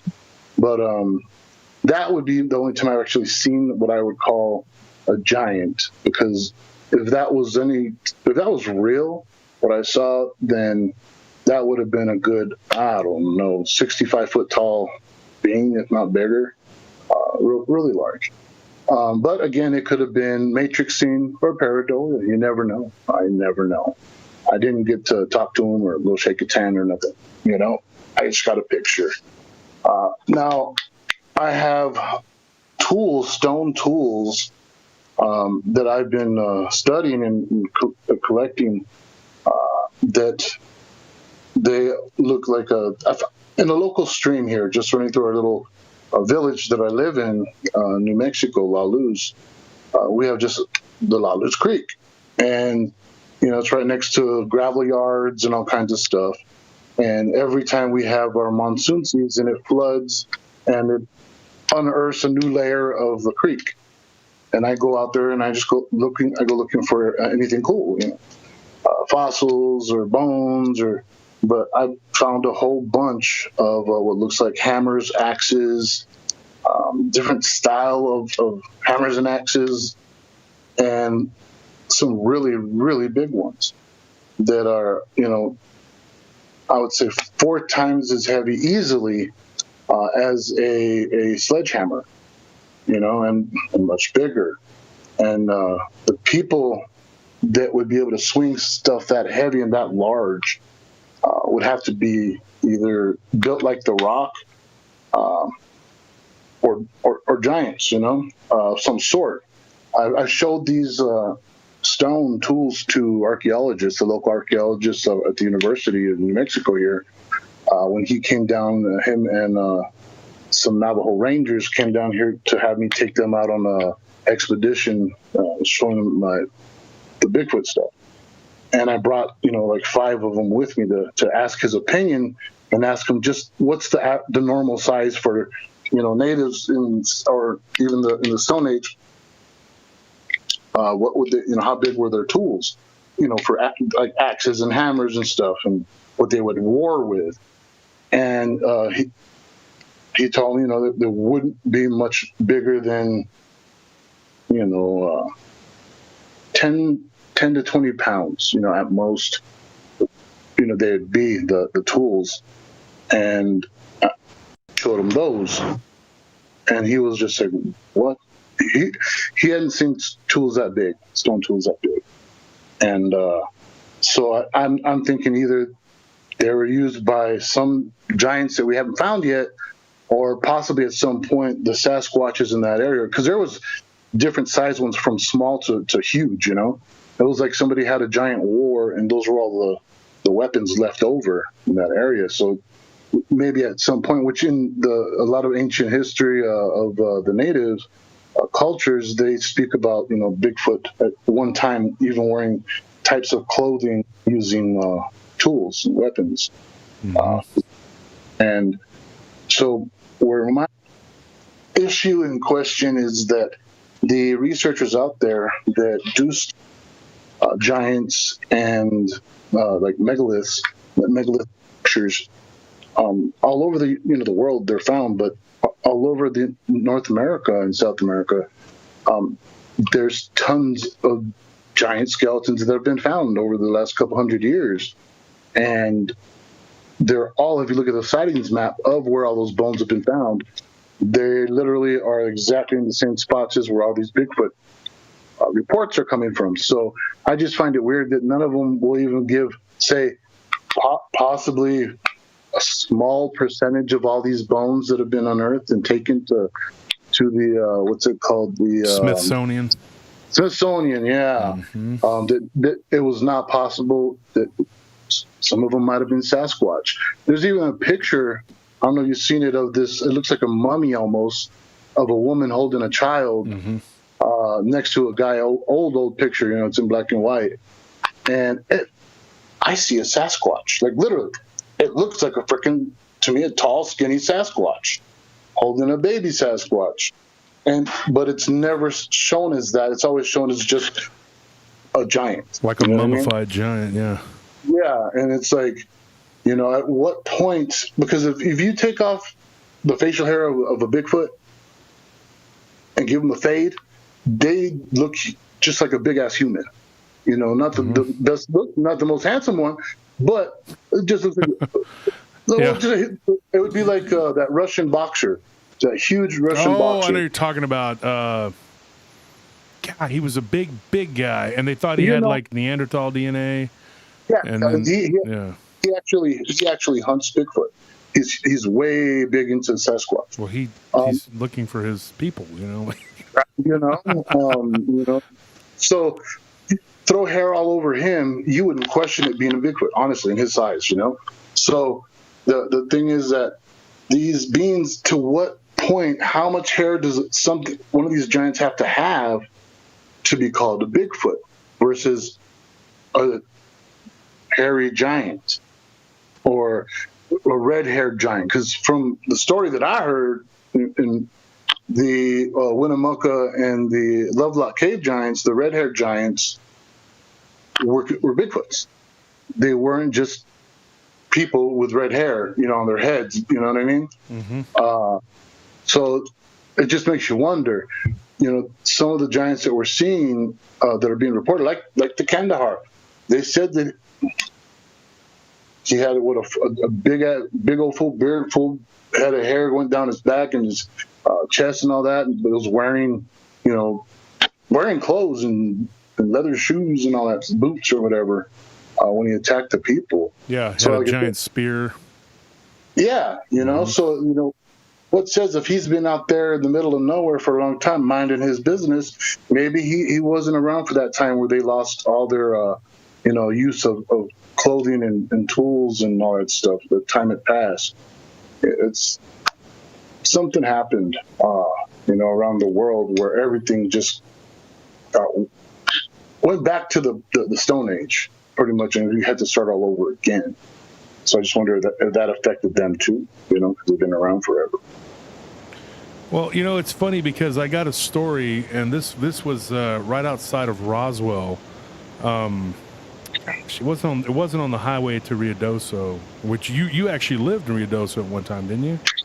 Yeah. Yeah, it was north of Roswell, and I can't remember the name of the town. Golly, it was in between the town north of Roswell. Artesia? What did you say? What was it called? Artesia? Artesia? That didn't ring a bell. Artesia. Artesia. Okay, is that what you're talking about? Yeah. Okay. So anyway, there's a road that goes from the north of Roswell into that. It's a little bitty spot, but right outside of there, and I think if my memory serves me correctly, it is like there's a rest stop there or something. I think there was like a rest stop when you're going into there, right outside of it or something.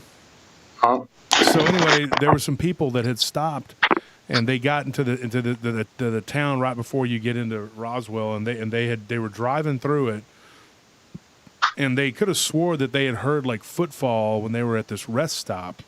And I think, if I'm correct, I might be wrong. I got to go back and listen to this story. You know, it was a long time ago, and I was gonna use it for the Giants, a story about the Giants, but I don't want to call it a giant because what they saw looked more like a throwback human, right, rather than a giant, because it was only about 7-8 feet tall, which really, when you think of giants, you're thinking of like 10-12 foot tall things, you know, right.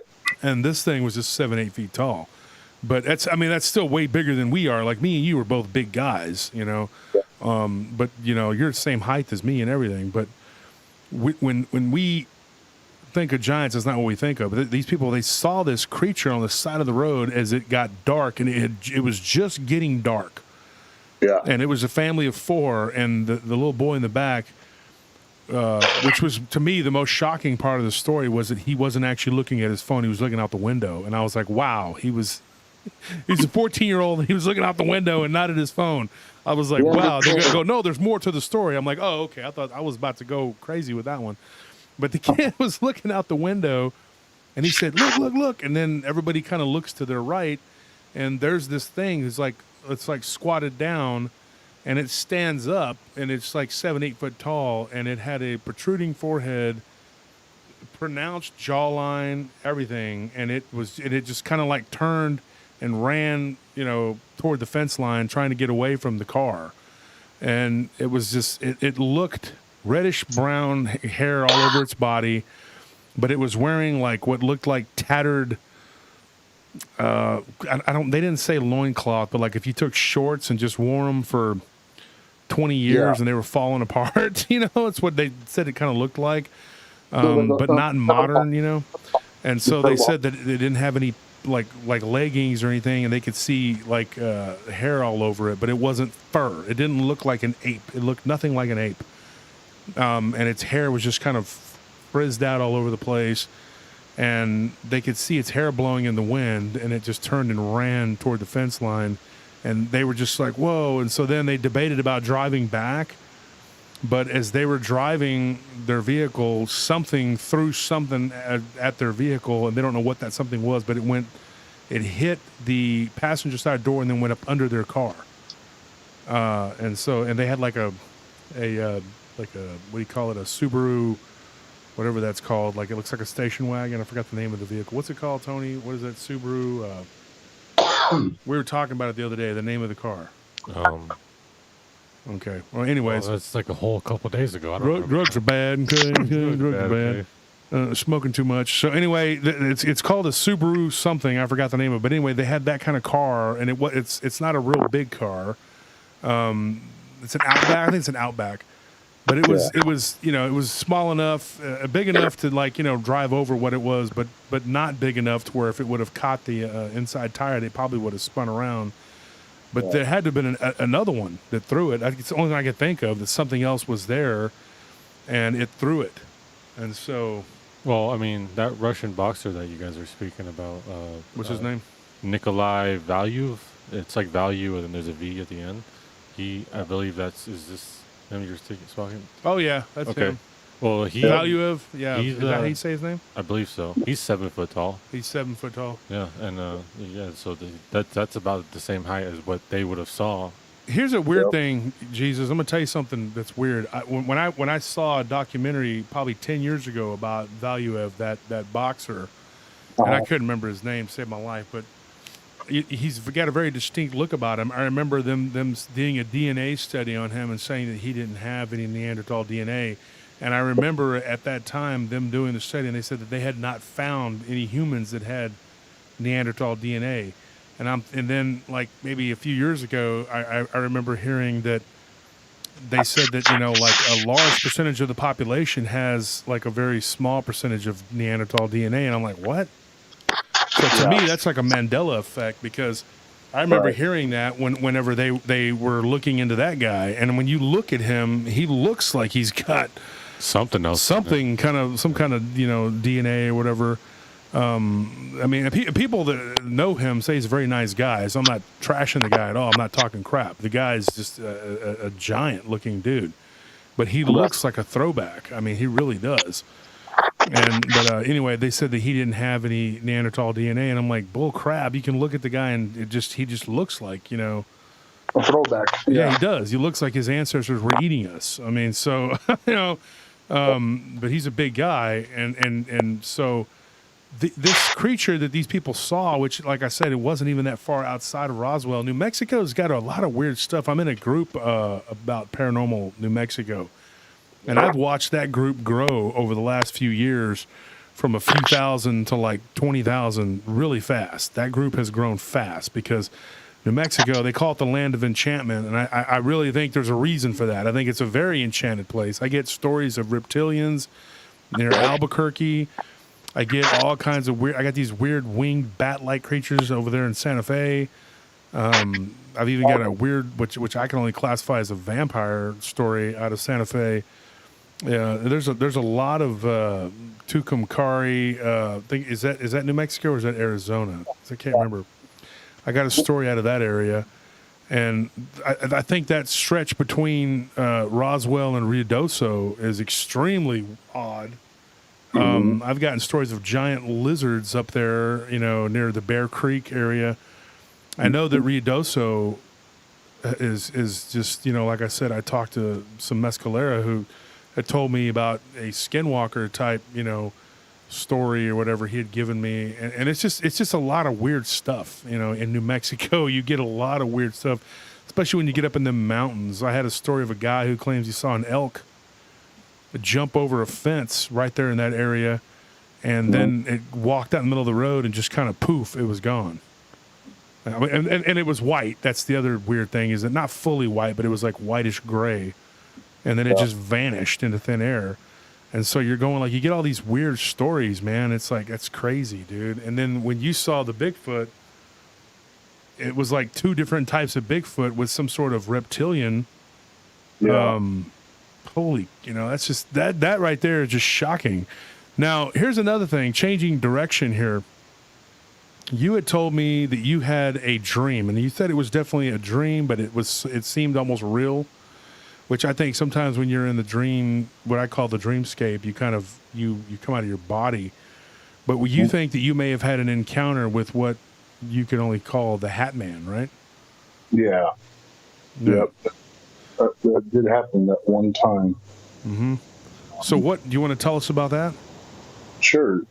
Now, throughout my lifetime, I have seen dark shadow figures in my room, various places I lived growing up. So it wasn't the first time that I saw a weird dark thing in my room, right? And but this time I decided my whole attitude towards the paranormal had changed. I had very low self-esteem, I'd say, as in my own self-worth, because of a lot of things that were going on at the time and throughout my life. And so I didn't care anymore, I wasn't worried about my safety of it. That was another reason why I got into all the security stuff and all that from bodyguarding stuff. And I was good at it because I wasn't scared. You know what I mean? And so now I would confront the paranormal. I didn't run from it. I didn't want to hide from it anymore. I was seeking it out, pretty much now. Not doing anything weird, not trying to do any, spells or any silly stuff like that. I ain't trying to do all that. I'll look, but I ain't trying to just make it worse. You studied it? Well, I studied all the different phenomena. I never thought I was going to deal with the Hat Man. And this happened way before it became popular and was all out there like that. And this was closer to the early 2000s. And I hadn't heard about the Hat Man until way later. And that's when I saw that that's that thing I saw. Because the night that it happened, I drew it that next morning, what I remembered, That's the picture you sent me, right? Yeah. Okay. That's the picture I sent you. So I wake up at night, felt like there was a presence. I see the Hat Man, and I stand up and look at him because I'm curious. I wanted to see what the heck it is, like, what's up? Mm-hmm. And as soon as I did that, all of a sudden we were no longer in my room. We were now in a strange, desolate desert landscape, but with nothing growing. It was just the astral plane. Yeah, dirt and dust, and it was strange, orangey, reddish color everywhere. There was no light source, and then there was just dark, gray, blackish clouds, just forever. And it was just one level. There wasn't, some up here, some down here. It was just literally like a lid that just went on forever. And it was hot and dusty. And yeah, the hat man was standing in front of me. I'd say maybe 3 feet in front of me. And since it wasn't in a dark room, I could see actual features of his body and hat. And he was wearing everything he was wearing was leather, but dark black and dark brown leather that had been stitched together. It looked like looked very, very handmade, personal handmade outfit. His face was empty. It was just dark blackness. There was nothing there. It looked like just, I don't know if you've seen the videos with the new paint they have. It's the blackest paint in the world. It absorbs all light. It's that type of situation. There was no skin anywhere I could see. He was wearing a long trench coat, or he would call a duster. If it was the Western situation with dusters, and he was wearing same thing with the pants, all the same. Everything was made of the same stuff. And then he had what looked like a vest on, like old Western style type of.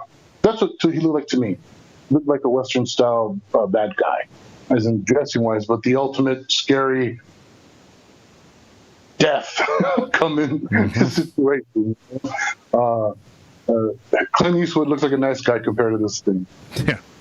On his vest was 6'3" on top of 3 on top over another 3 knives, and they look like throwing knives, and they had looked like hammer marks, like he had made them himself, and he hammered them out, and you could see the little dents.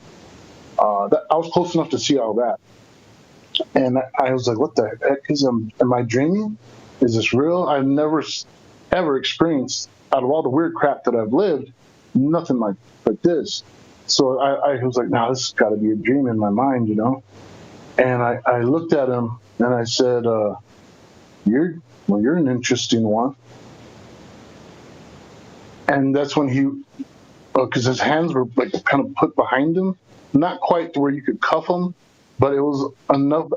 It was like if he had guns, like he was pretending he had guns or something from the Old West, and had the jacket, duster, whatever you want to call it, trench coat, pulled back. And that's why his the front opened up, and I could see those knives. You know what I mean? Mm-hmm. So he grabs one of them in an upward motion and brings it down towards me to get me in the ribs. Those are my left side of the ribs that he would stab. And instinctually, I grabbed his wrist and twisted him around, and had a choke on him hold, and I put the knife that he was holding, and I could feel it was a physical thing. I couldn't squish his arm or nothing. There was something in there, and inside that glove and long sleeve and all that.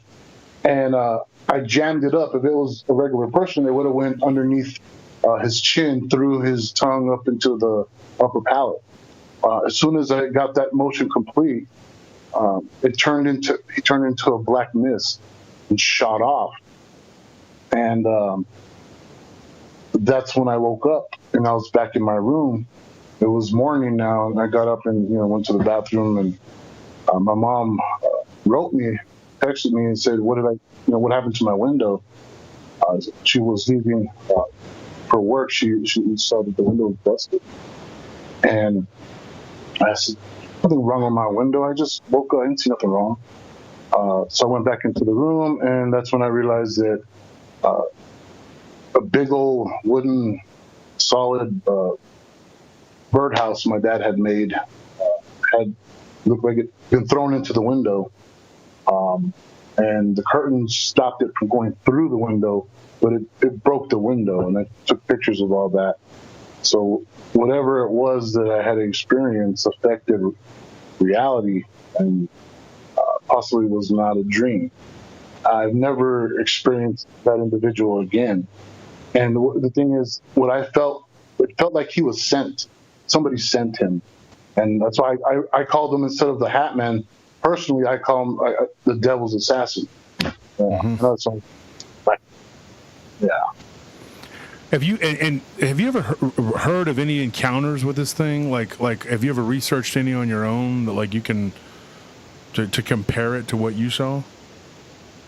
Not to that extent, as in I have researched and compared notes, but almost everything I've heard so far has been he's in their room and they go the paralysis happens. Some of them have seen him with red eyes glow, but never have I heard to where they got transported somewhere else, and never heard of him ever having weapons. So it was just really strange because it's literally the exact his silhouette in the dark, his exact same hat style, everything, the trench coat, which you can't really see it, when he's in shadow form, I guess, in the dark. But everything else is identical to all these other people's happenings. Because I've also done a lot of research on this figure, and I had some weird stories. I came across a story, it wasn't given to me, but I read it in a book, and I can't remember which. I've read so many accounts, so many stories, but somebody had written a story about this guy, or whatever it is, and it was like this person was seeing this hooded floating figure, and then at one point they saw this Hat Man type creature, and they would see the Hat Man moving around in their house, and they asked a question of one of these hooded figures that kind of would come and go, and they asked who are you, what are you, and it the word that it used I thought was comical. It said flunky, and that was it. And I mean I read that, and I can't remember if I read that in Fate magazine or if it was in some book I read. It might have been a Brad Steiger book. I can't remember. It's hundreds and hundreds of accounts and books. Not just stuff that's given to me, but like I said, I've read stuff in other books and stuff, and this and I don't know if these hooded figures that this person was seeing in their house, it was a female, I think, but she asked that question. She's like, I was in this half asleep state, and she asked it, and I don't know if these things answer to the Hat Man but the Hat Man seems to be a very prevalent creature. Like me and Tony, we were just literally at the gym, and we talked to a woman about 2 or 3 weeks ago, and she's a personal trainer there, and she's like, she didn't know anything about the Hat Man. She didn't call it the Hat Man. She just said that she had encountered this entity, and she said that it had a weird looking hat, like an Amish person or a Jewish person or whatever. And she didn't know what to call it, so yeah, that was we looked at each other, me and Tony, and we were just like, Hat Man. We automatically knew that's what that was the Hat Man. And I just wondered, dealing with work here, but I just wondered, I was like, what how that is so prevalent. Dick Richard says flunky is probably either an ancient Egyptian or Babylonian word. I doubt that, Richard, but if you can give me anything to show me that that's what that is, I mean, probably. Yeah, maybe. I mean, as weird as some of this stuff is. Now, switching courses here, one of the things that you had said too, like when we were wrapping up the interview, and we didn't get to go into detail about it, but you did go into a lot of detail about your alien abduction experiences, or what you eventually came to tell me and Barton Nunley, that you didn't believe they were aliens. Like all these encounters that you were having that involved what you described as abduction, and you were a person who had been abducted many, many times, going back to when you were a child, and you described that in your interview. We're not going to get into all that because it's too vast of a subject, but you did say that you had an opinion about that. Do you want to talk about that? Like what you think they were? Well, I think that I was dealing with both sides. From from my experiences and from all the different encounters of other abductees that I read about, or people I've met and talked to, and researching ancient history, it seems more likely that these are the same individuals that we've been dealing with since biblical times. And Jacques Vallée, wrote a book, Passport to Magonia, kind of talking about this, that these beings are called different things in every different era of civilization that rises. They all have their own names for them and think they're different, certain things. But before they were aliens, they were demons and angels, and the different types of angels, levels, jobs, what they do. And as you know, the story, if you believe, in anything about the Bible, that half of them went bad and got stuck here. And so I think it's a very highly possible that that's what we're dealing with, because a lot of the abductions where people invoke their God or whoever their religious ties are to, but mainly when Jesus is invoked, Jesus Christ is what I hear the most. They're gone. They bounce. And then there's been there's horrible abductions where people are just traumatized and pretty much getting raped, and operations happening on them, and babies being taken from them, a bunch of horrible things. And then you got these other ones that seem to not want to do all these things and want to protect you and teach you and enlightenment and all kinds of positive things. And so I think that we're dealing with a whole bunch of different types of I don't know if you want to call them demons or not, or evil angels, the fallen ones. I don't know, but I don't think they're extraterrestrials, as in they came from another planet. But there's just so many different creatures and weird, strange beings out there, and what seems to be, other dimensions. It's hard. I can't just say this is what it is. This one thing, I can't say for sure because I don't have one of them right here next to me to speak on. Hopefully not. I wouldn't want one next to me, but. So one of the things that you came to believe that is, after all these experiences and all this abduction phenomenon that happened to you, was that they're not aliens. Yeah. That's a lot of people that have come to that conclusion. People who've had it done to them for years and years and years, and they just begin to cry out, and ask God to help them. And invoke the name of Christ. I've even heard of Muslims, asking for Allah. But it's like I said, we get a lot more stories from people who cry out to Christ, because obviously, that's more of the people that send me stories or whatever. But it does seem to put an end to it. Like they stop, they don't continue what they're doing. And funny though, like even in Islam, Christ is revered. Jesus Christ is revered as, like they believe he's the one that's going to return, and he's going to kill the man of sin, which is basically the Antichrist, and the man of lawlessness or whatever, and he's going to set up the new kingdom of Jerusalem and blah, blah, blah, blah, blah.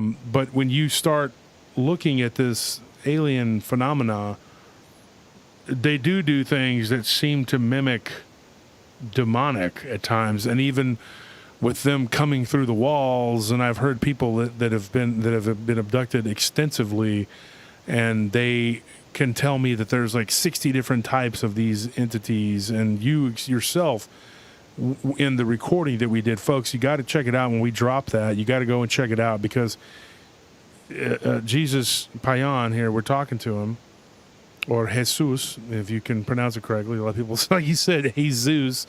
That's not his name. His name is Jesus. But like you mentioned, like you encountered multiple types of entities. Right. And they did all kinds of, there was all kinds of weird stuff that was going on. But so I'm going to let you run right now. Jesus, it was good talking to you, man. And it was damn good having you on the show as a guest. And I definitely want to keep in touch. Sure. I sent you an invite to the Bigfoot conference in Jefferson. I know it's kind of a hike for you, but if you're not doing anything that weekend, that'd be great to have you come out there. Would be cool. If you need me to, I'll send you the gas money so you can come out there and hang out with us. It should be a good time, man. Yeah, I really enjoyed our conversations that we've had, the multiple conversations we've had, and the interview that we did. I say this interview is more of a discussion, but you were definitely an interesting guest. And thank you for coming on tonight and entertaining my audience. Thank you. And the best of luck to you. Where can people find you at? Pretty much the two places that you can find. Well, you got YouTube, Breaking Bigfoot, that channel. You can go there and go to any of the videos, look in the description, and you'll see an email address if you want to email me. You've got Facebook. It's facebook.com/JesusJr2012. Same thing with Instagram, Instagram.com/JesusJr2012. Same thing on Twitter, just Twitter. Yeah. And so, did you join our Facebook group, Jesus? I don't know if you joined or not, but I did. yeah, Facebook. Yeah, our Paranormal Round Table group. Jesus is in there. So if anybody, he's on Facebook. Remember, folks, Breaking Bigfoot, Jesus Payan, also known as Gonzo. Tag. Do what? I said if they want to, they can go to the round table and tag me. Tag so him. I can see. Yeah. Yeah. So it was good having you on, man, and I appreciate you stopping in and talking to my guests, or talking to my being my guest and talking to my listeners. And I wish you the best of luck, and stay in touch. Most definitely. Talk to you soon. All right, man. Goodbye.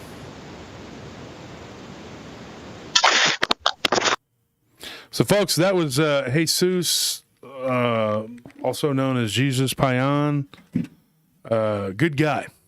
Had a great time interviewing him and having conversation with him. Me and Barton, we talked to him for hours. Like I think it was like we were talking about 4 hours, and I think it went that the interview is going to be cut to about 3 hours. But he talks about a lot of these entities that he was visited by extensively, and then he gets into more of his Bigfoot stuff, and he's had a very brief Dogman encounter, but he tells another Dogman story on there that I thought was intriguing. It was from a friend of his that he got. It wasn't his story, but it was from a friend that he got, and I thought it was pretty cool because I had never heard anything like that. I will give you a Dogman story real quick here, and I'll tell you this really quickly. This one happened right outside of Reno, Nevada. And someone who had told me, we were actually talking about Dogman and werewolves and stuff, and I was talking about my book that I'm working on. And one of the things that this person said, I had an encounter with what I think was a werewolf. They didn't call it a Dogman. And I'll tell you why. Because they were right outside of Reno, and they saw a motorcycle pulled off to the side of the road, and they saw what they thought was a man laying on a ditch. And it was on the road between there and Tahoe. And Banjo, are you okay? What's going on? He's sneezing over here. Sneezing? He got COVID or something? Every time he's around me, he's coughing and sneezing. It's just this environment. I think you've given him COVID or something. Well, something's going on. But anyways, Banjo's over here interrupting the show. So they pull over to the side of the road. They said somebody's laying there. There's somebody hurt, blah blah blah. So they pulled over, and it was broad daylight. It was like I think 5 or 6 in the evening in the summertime. And when they pulled over, there were other vehicles driving by too that I guess didn't even bother to stop. Here's where it gets weird, though.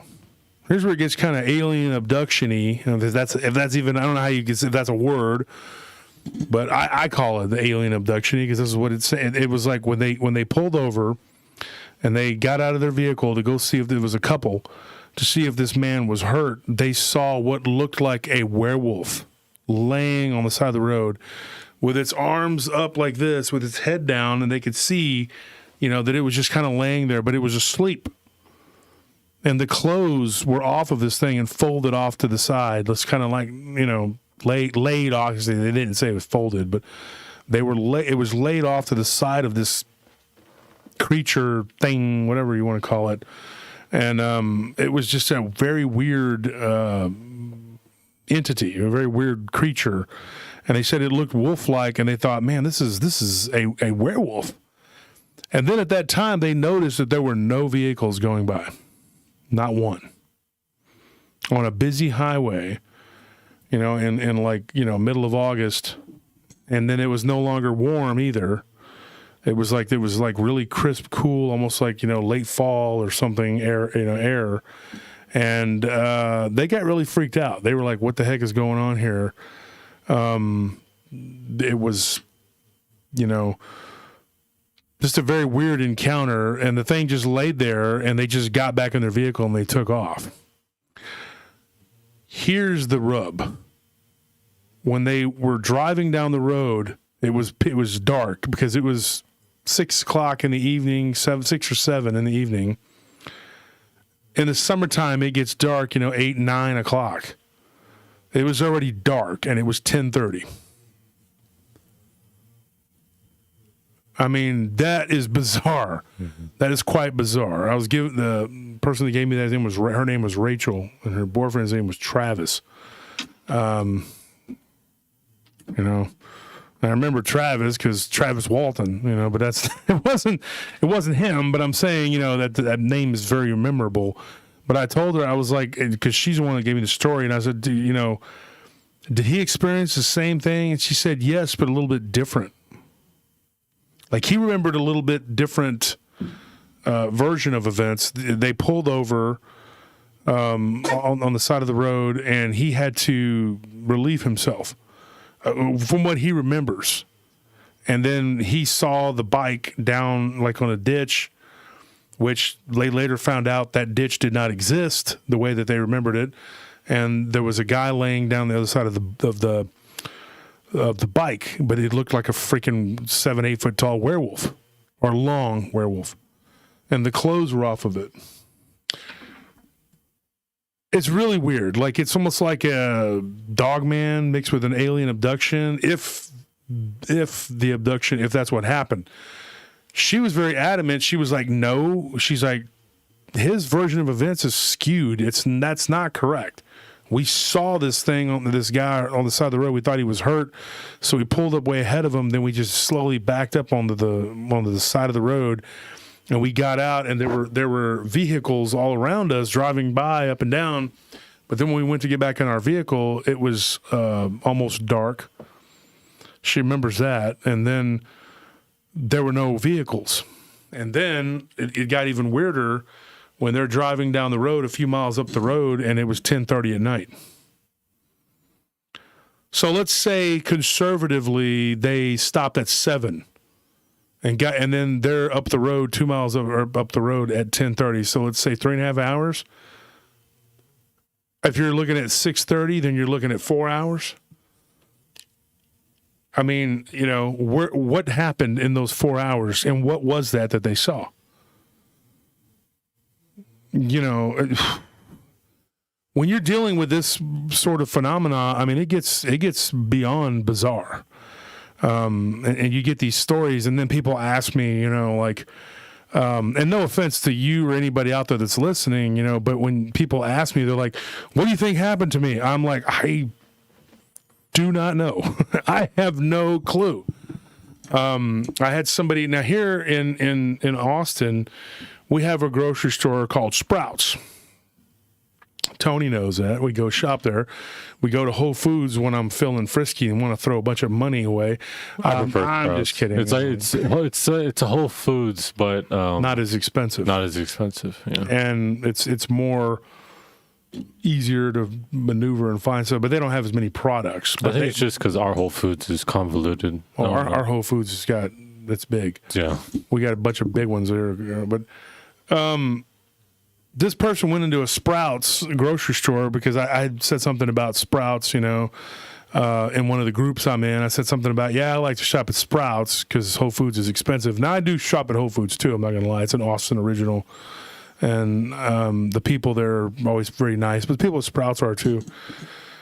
So, anyways, she's pushing her cart down the aisle, and next thing you know, she's getting some fruit, and then she's sitting in the parking lot, and she's asleep, and she wakes up, and it's 2:30 in the morning. And obviously the Sprouts had been closed, but she looked back, and there were 3 bags of groceries. I mean, it seems like a small thing. Like it's like not super duper crazy story time, but I mean, what happened? What happened to her? She doesn't take medication. She's 25 years old at the time that it happened, which was a few years ago.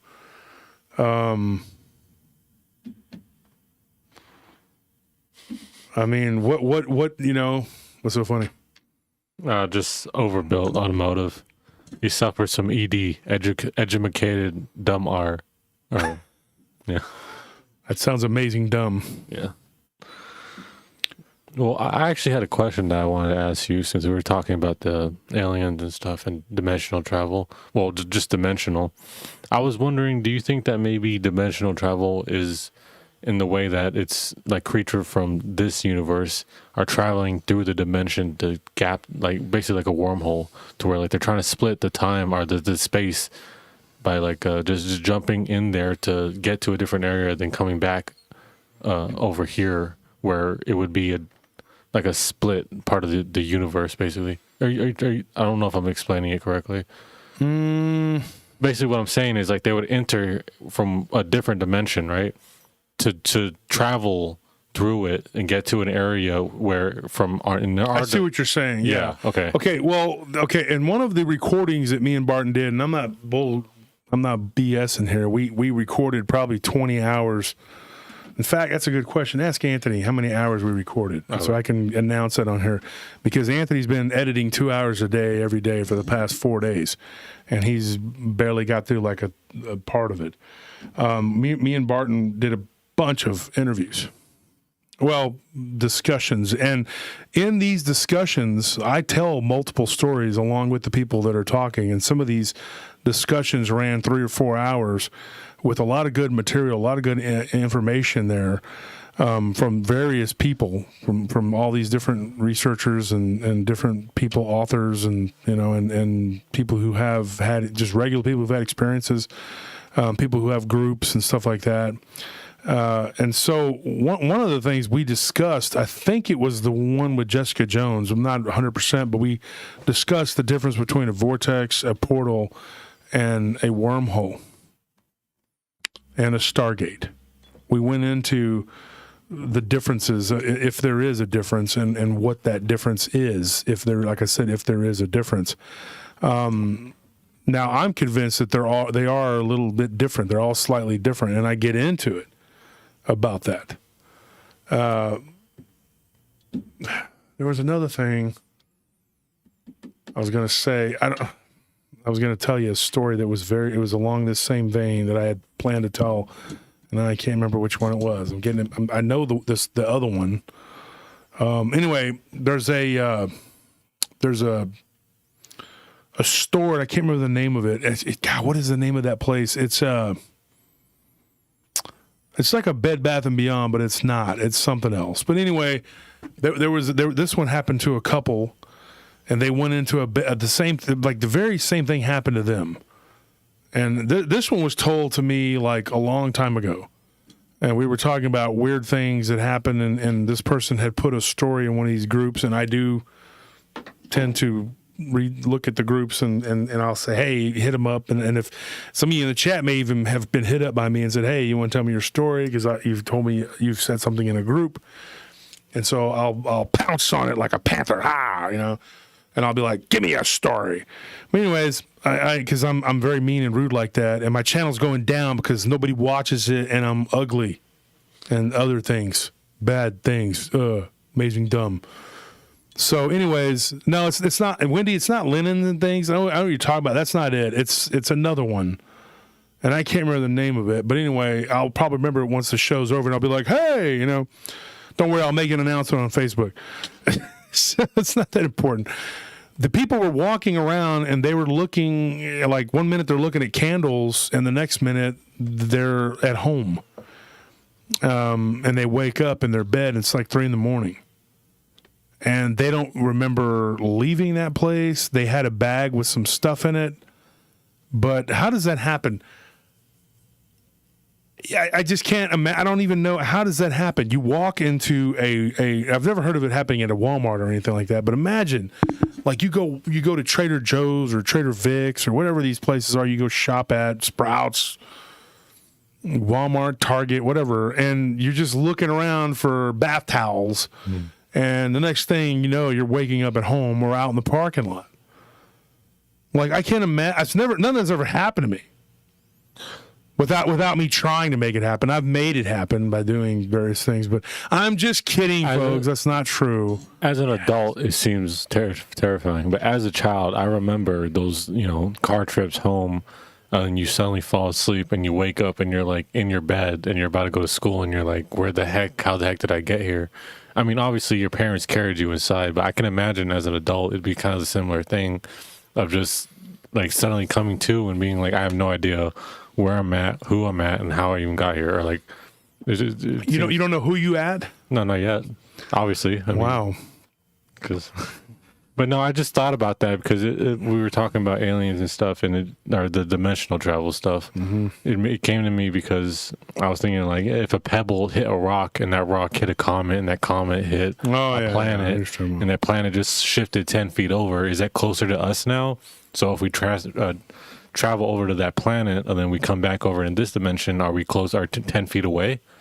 So is that how like they travel? And I was just wondering if it works like that. Well, get this one. You ever gone to Jason's Deli? Yeah, actually. Well, I had a guy that used to work there, and actually that one next to that, we got your mom one of her gifts, and Anthony's mom. I don't remember the little glassware, whatever. Oh yeah, it's next to the Sprouts. That I forgot the name of that place. It's a really cool place. And let me plug something, by the way, while I'm here. Okay, I got a friend who's got a place, and then I'll get into that. It's a real quick story, but it's a weird one. I get so many stories.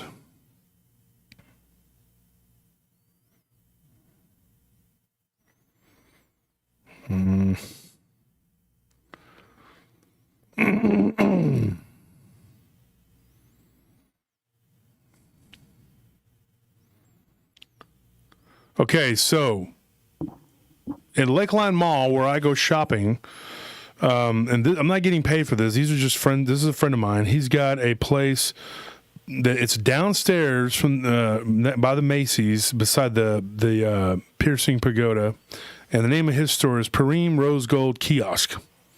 And what they sell there, one thing in particular, they sell like different types of plushies and stuff like that. But they sell these little doohinkies, I don't know what you would call them, little chingaletas, and they go onto the charging cord.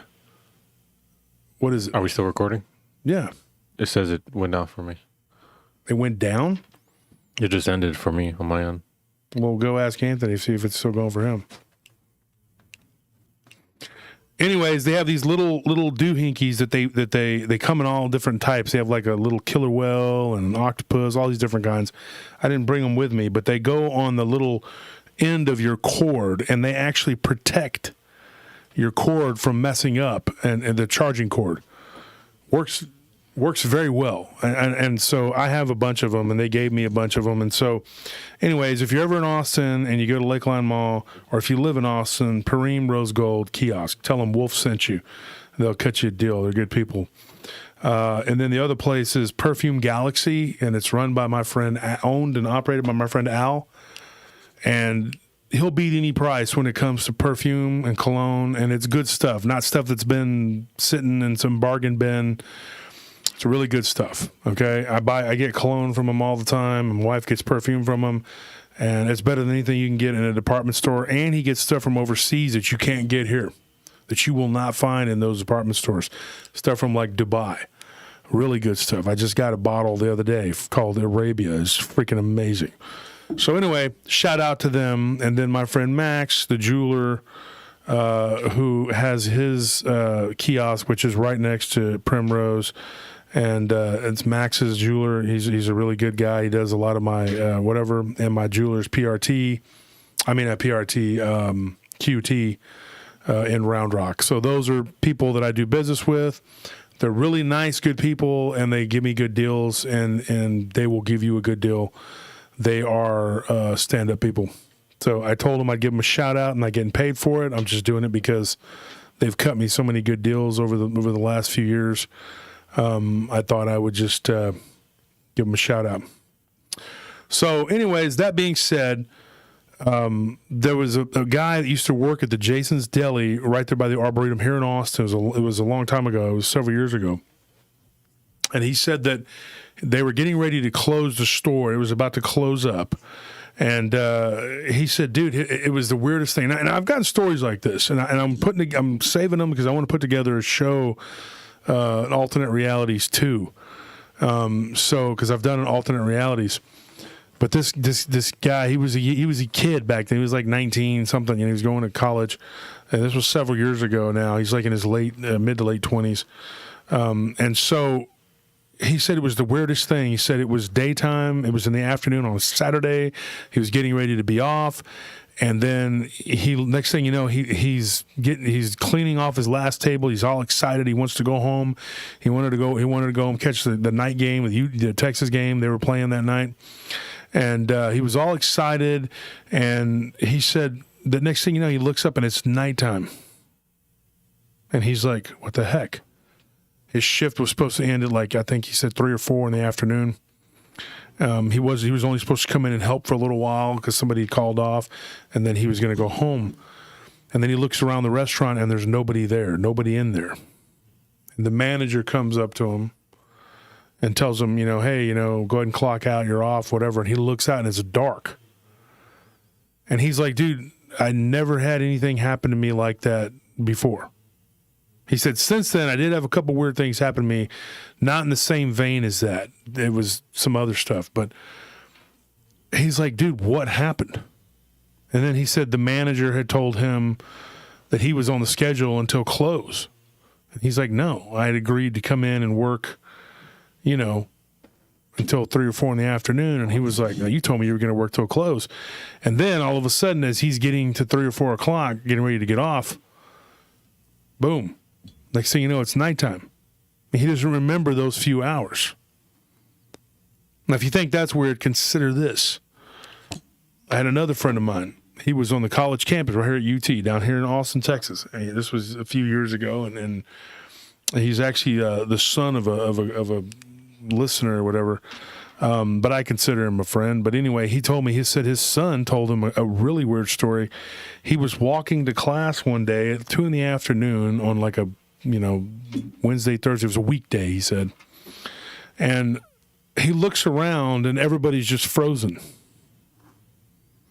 Everybody's just, they're frozen in time. Everybody's just not moving. And he's like, what the heck is going on? And he said, so he just kept walking, and then he went up to people and was looking at them and doing this and whatever. It was like something out of a movie. And I said, well, is your, and I wasn't trying to be rude, but I said, is your son prone to, is he prone to lying? Does he like to tell fantastical stories or something? Maybe does he have an imagination? Yeah, does he have a vivid? Maybe he was, Creative, yeah. Was he taking something? Was he taking X or something? I don't know. I was trying to figure it out. I was like, investigating is your job. Yeah, it's the best way you could put it. Beating some of these comments here.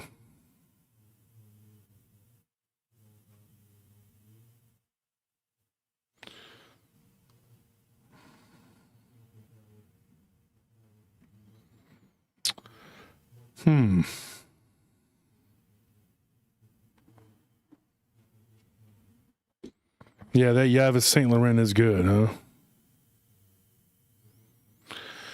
Anyways, I was reading some of the comments here. I thought somebody was like saying something messed up. But anyway, this experience, it turned out that it freaked out his son so bad that he ended up having to go to therapy. And I'm not kidding. He ended up having to go and see a therapist.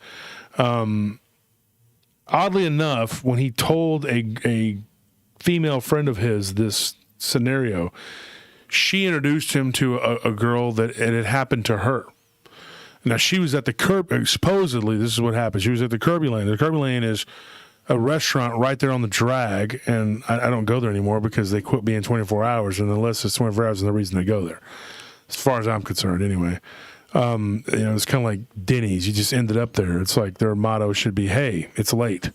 But I mean, it was really good, but it was one of those things where it was like late night. Okay, It was late night. Their Kirby queso was good. I didn't really like anything else there. Compared to like Taco Bell or Jack well, yeah, I mean, you could eat out of the toilet and it'd be compared to those places. Well, yeah, I mean, anything past 12, I mean, that was definitely better than anything else out. So I could literally consider eating out of a garbage can and thinking, hey, this is better than Taco Bell. I mean, it's the alternative. Homeless people do it. I mean, they survive. But I mean, okay, all joking aside, though, this young man had a very serious experience. Now, I didn't speak to him, but having talked to his dad, I do believe he had something really weird happen.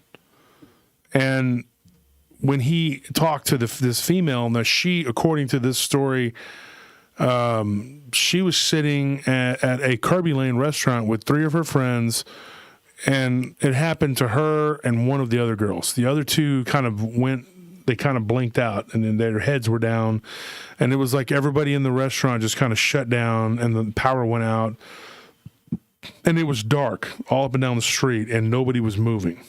There was a guy that was out there taking his bike off of a chain, and he was just sitting there frozen, and with their heads had all gone down.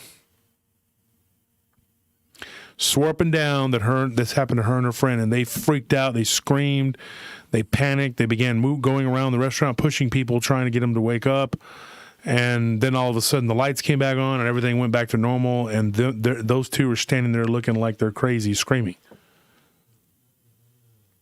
And then at that point, the manager's like, "Can you get the hell out of our restaurant? Why are you running around screaming? You took too much hallucinogens." I'm kidding. And these people I can make fun of because I don't even know these people. It's like they were just somebody that this young man had met. So I don't even know y'all. So I don't care. But the bottom line is you can make a whole show, about these experiences. The thing is they're kind of short, But I mean, what is what can you make of that? I mean, was it alien abduction? Was it? I mean, what is it? A glitch in the? What would you call it, Tony? I have no idea what you call that. I mean, I'm liking glitching. I like how that sounds, but it's also one of those things where it's just tough to categorize correctly. And it's like we often say how when we hear a story, we can fit it into a box real quickly. But even now, I'm sure you can think of a story that it can go anywhere. The more you find out about it, the more boxes open up, actually. And it's just one of those things. It just starts connecting and starts branching out to other things and things that you didn't even think really connected, And I don't know. I do think Glitch in the Matrix or maybe alien abduction sounds like maybe we're a better path to begin on, but who knows? Mm-hmm. And some of the stuff we've heard over the years. I mean, I'm not saying that me and Tony have the market cornered on the weird stories and stuff that we've heard, or we've been given. But I can tell you right now, I mean, with me, you, and then going back to Armando. I mean, when we first started getting and I already had a bunch of them in my notebooks, like dates, names, people, whatever. But when we started working together with Armando, and then we started getting these stories, and then we would talk about a subject, and then we would get a bunch of stories pour in from that subject. Literally, I could talk about any subject on here, and I'll get 5-6 stories about it. The stories keep popping up. And you know what? Somebody asked me the other day, and this is a very rude person, okay, and I'd have put you on blast, but I'm semi-cool with this person, but they're trying to aggravate me. But anyway, not a troll, but somebody who likes to question me a lot, let's put it that way. And your name starts with an F, so F you. But, you know, anyway, the other day, hopefully we squashed it, but the other day they were coming at me kind of hard. And they said, well, how do you know that you can vet these stories? How do you know that these people aren't all lying to you? I've heard a couple of these stories on other shows, and they said the same thing, and they didn't really believe them, and blah, blah, blah. So it makes you look like you're gullible. I said, I'll tell you why. Because this person will give me a story, and then I will go to a folder that has a similar vein, and there'll be 2 or 3 other stories in there from someone else, completely different. From another part of the world, another part of the country. I'll give you an example. Okay, I don't know if you've heard of the beings of light. Okay, I was talking with Ken Gerhardt about this the other day, and I was trying to convince him that there is something more out there than our physical world. You know, he's a very intelligent guy, and I love Ken, and Ken's one of my dear, dear friends. I'd do anything for him. But he has a certain way that he believes, and I respect that. He believes he's very grounded in he wants proof. He wants scientific proof of this and that, you know. And I told him, I said, consider this. You get these beings of light, right? I got stories now out of Hong Kong, out of Calcutta, India, okay, out of Singapore, you know, Beijing, like weird, all these different places, Copenhagen, you know, Oslo. I mean, these places are all over the world. Got them out of Belgium, got one out of Holland. I mean, it goes on and on. Canada, 2 different places in Canada. You know, probably 5 or 6 different places here in the United States. One out of Sao Paulo, Brazil. Another one from Ecuador. I mean, you know, Cozumel, Mexico. I mean, like, what is the common denominator? That these people, they all have experiences with these light beings, and they all say the same thing. These light beings tell them, we are an advanced version of you.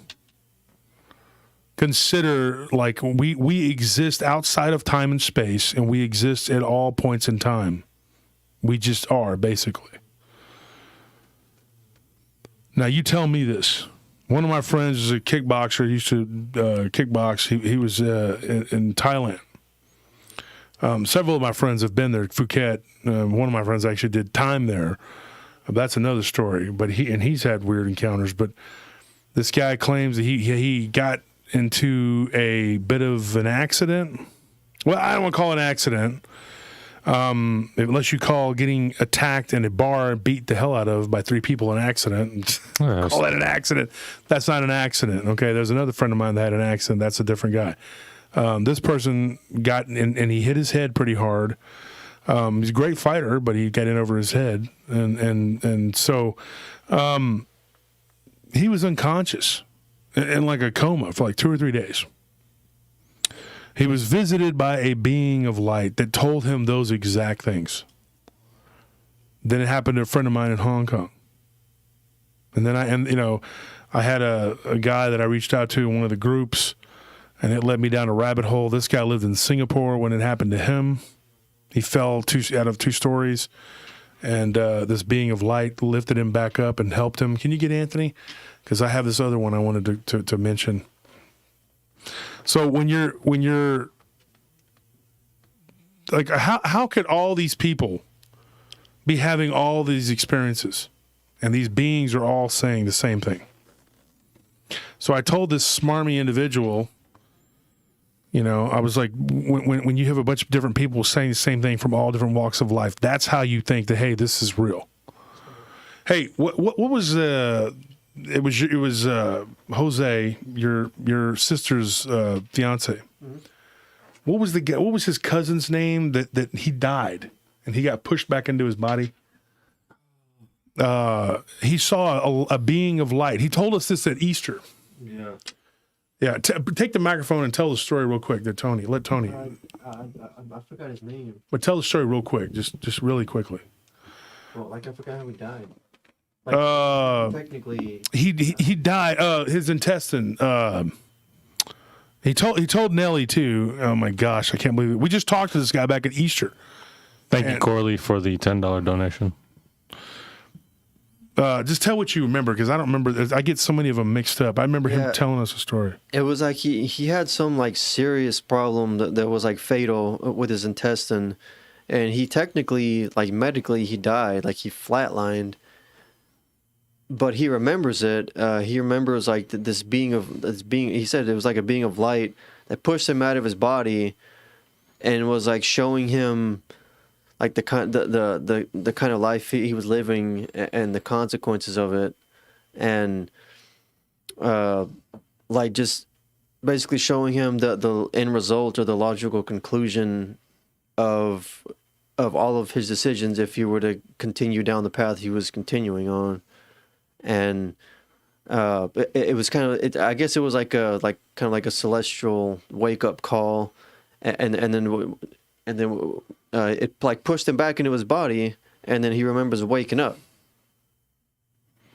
And then he changed. Yeah. He had to change a lot of his behaviors and make some different life decisions. And quit eating certain things. Yeah. Which was probably the least of his problems. But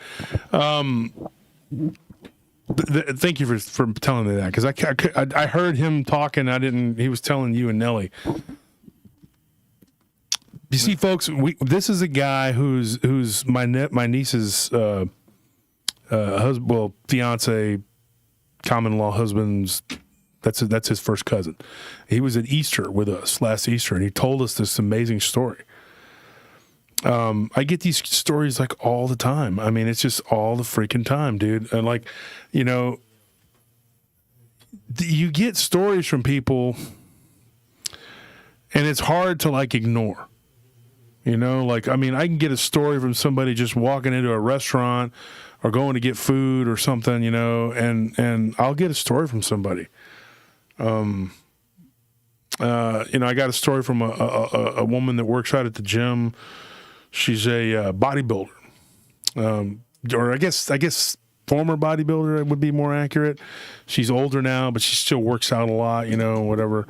But she was telling us a story about this being that keeps showing up in her house and gets on her bed and just tries to hold her down. And I mean, nothing weird other than that, but it chokes her. Well, I guess that's weird, but I'm saying there's no like molestation or whatever. It's just other than her physical, it chokes her. Like it tries to hold her down, tries to make her go unconscious. And she says it's been happening for years. And it was weird that when I got that story, I had just gotten a story off my email that was the same thing. So this was a guy, and he was living in a house in Cleveland, Ohio. And the house... he believes in his opinion, the way he believes is the former occupant had killed himself there. He found out that somebody had killed himself, and he believes that that's who was doing it. Who's to say? But the point is, the story is very similar. Something crawls on him on his bed and chokes him and tries to cover him and make him not sleep, not be able to breathe. I don't know. What is weep? What is this? Weep is just putting laughy faces on everything here. You think we're joking here? Corley Canner says, have you heard of the butterfly people made of light that protected a family in the closet during the Joplin tornadoes? Yes. Actually, me and Barton talk about that in the discussions we have, too, and I can't even tell you who it was that we were recording with at that time. But Barton, we talked about the butterfly people, yeah. I was going to say, even if you could somehow attribute to them hearing about a story beforehand from the internet, you can't really account that to way back when we have all these different regions who have so many similar cryptids, despite being on literal different like continents. There's so many ancient civilizations that like you see these drawings and like these stories of what they fear, and you go to the other side of the world where they would have no contact with these people, and it's like they fear something similar. They might not be able to word it, or they might have different languages or names for it, but it's basically the same thing. Mm-hmm. So, well, when we did the Strange Demons of Japan episode, when we were doing the research, and you helped me with some of the research on that, because you're big into that culture. 11/11.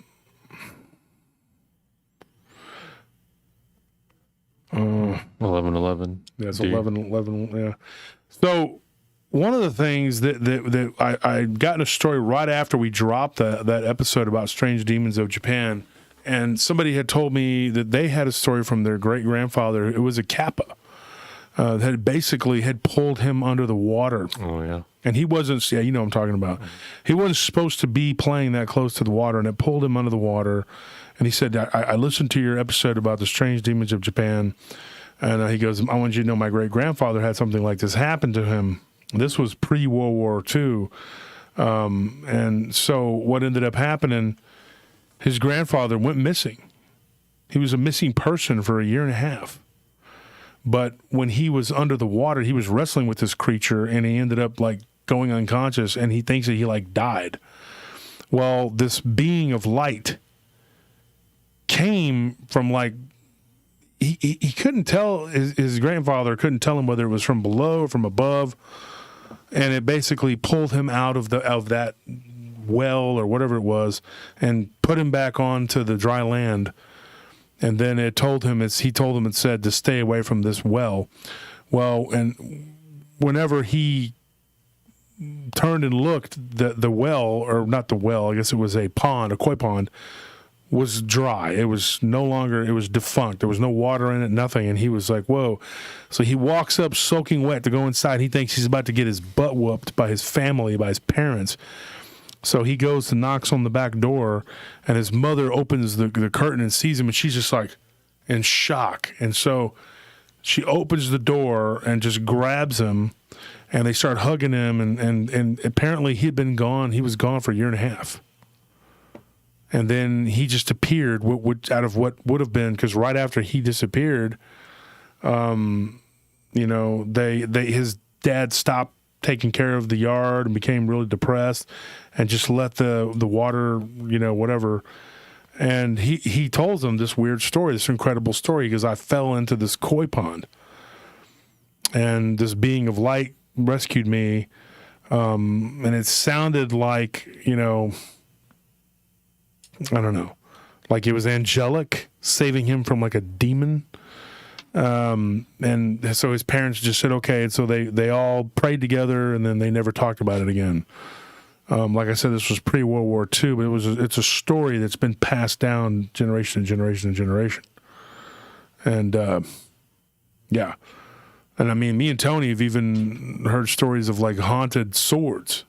Like Japanese swords, it goes on and on and on. It goes down the rabbit hole so far you wouldn't be able to find your way back. But anyway, actually, funny enough, I remember when you asked me to read some stories about that, and I was on Reddit, and I didn't say the story because I didn't know the validity of it, but it was about a sword that had a very similar situation to the key we had, which we recently spoke about, to where which is missing again. Oh, great!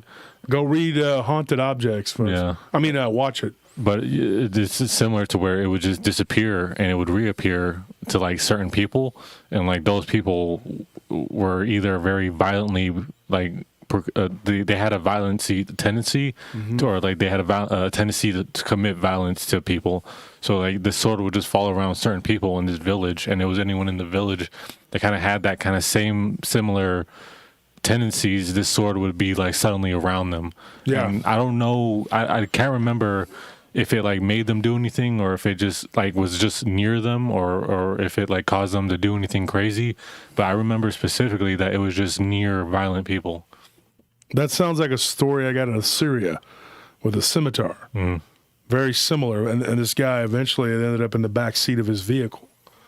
And then he thinks he encountered what can only be described as a being made of fire, which is a jinn in the middle of the desert. But and the very, very similar thing, whatever. So, folks, that's all the time we got for today. We got to get going here. I enjoyed it. Another almost 3-hour show. I don't know what these people are talking about. We interview people. We tell stories. You know, if we don't just machine gun story, you know, like robots, then they get mad. I don't know what they're. Well, I was gonna say we've steadily had about 500 people here tonight, so 500 people think we're doing something phenomenal. So I think that's Well, I don't know what about matters. phenomenal, but they think we're doing. I mean, you know, they're here. We're not wasting their time, obviously. I turned off the comments and I heard phenomenal somewhere. So, Yeah. that's where I think it came from. But either way, we're doing a great job, and you know, there's always going to be people who says, basically, I mean, part of my language, but bullshit. That's just what they're going to say, and you know, they're always going to either be jealous or just be angry that you know you slighted them somehow, some way. So the more you pay attention to them, the more they think that they're right, and that's the problem. Is people just can't accept that you know sometimes you're not always right, and sometimes you don't know. Sometimes I come into the studio and I don't really feel up to it, and I still do. I bring my A game every time I try to, and sometimes I'm in a playful mood and I say things that are funny, and these people just go nuts. Yeah, you're not even telling us stories. You only told 5 stories. You know, it's like being a comedian. You get tired of telling jokes. I mean, you know, you're gonna get tired of doing whatever it is, and sometimes you just want to go out there and be like, why don't y'all just go to hell and kiss my ass and goodbye, good night, you know, and drop the mic.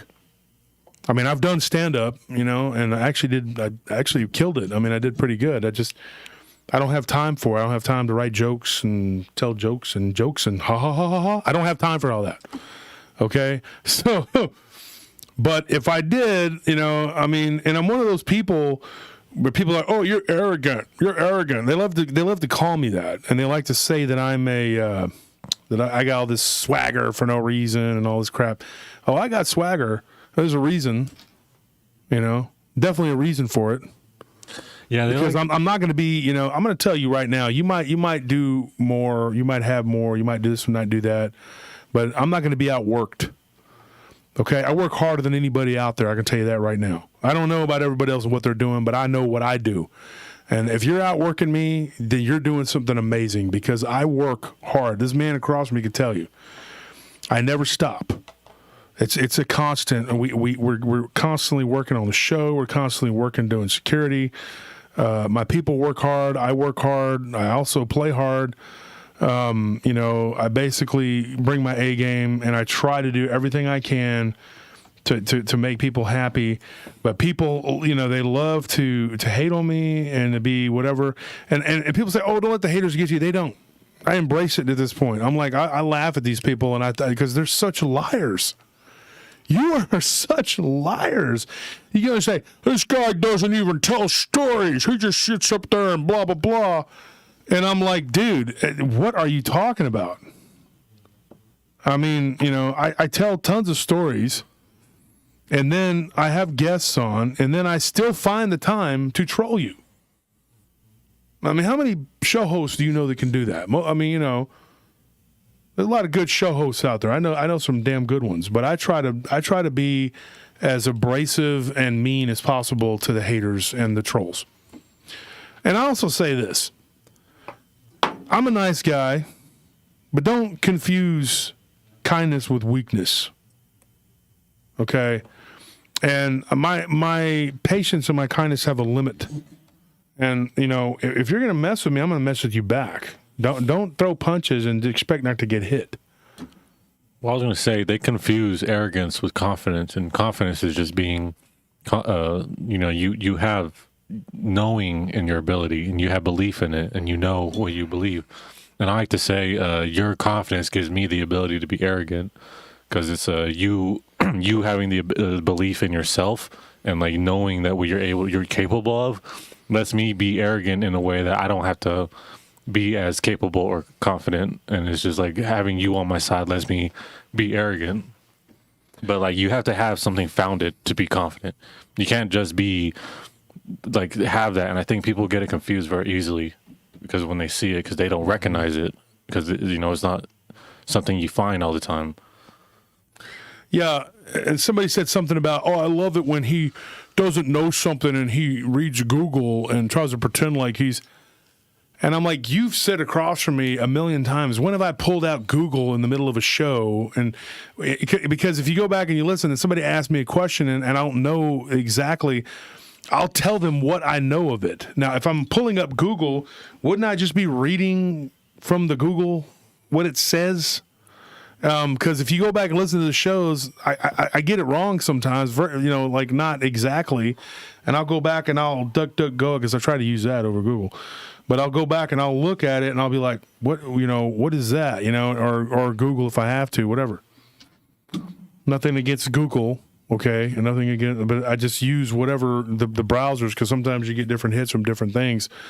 And you can go back and you can try to check your what you said to make sure that's correct. Sometimes it's not exactly correct.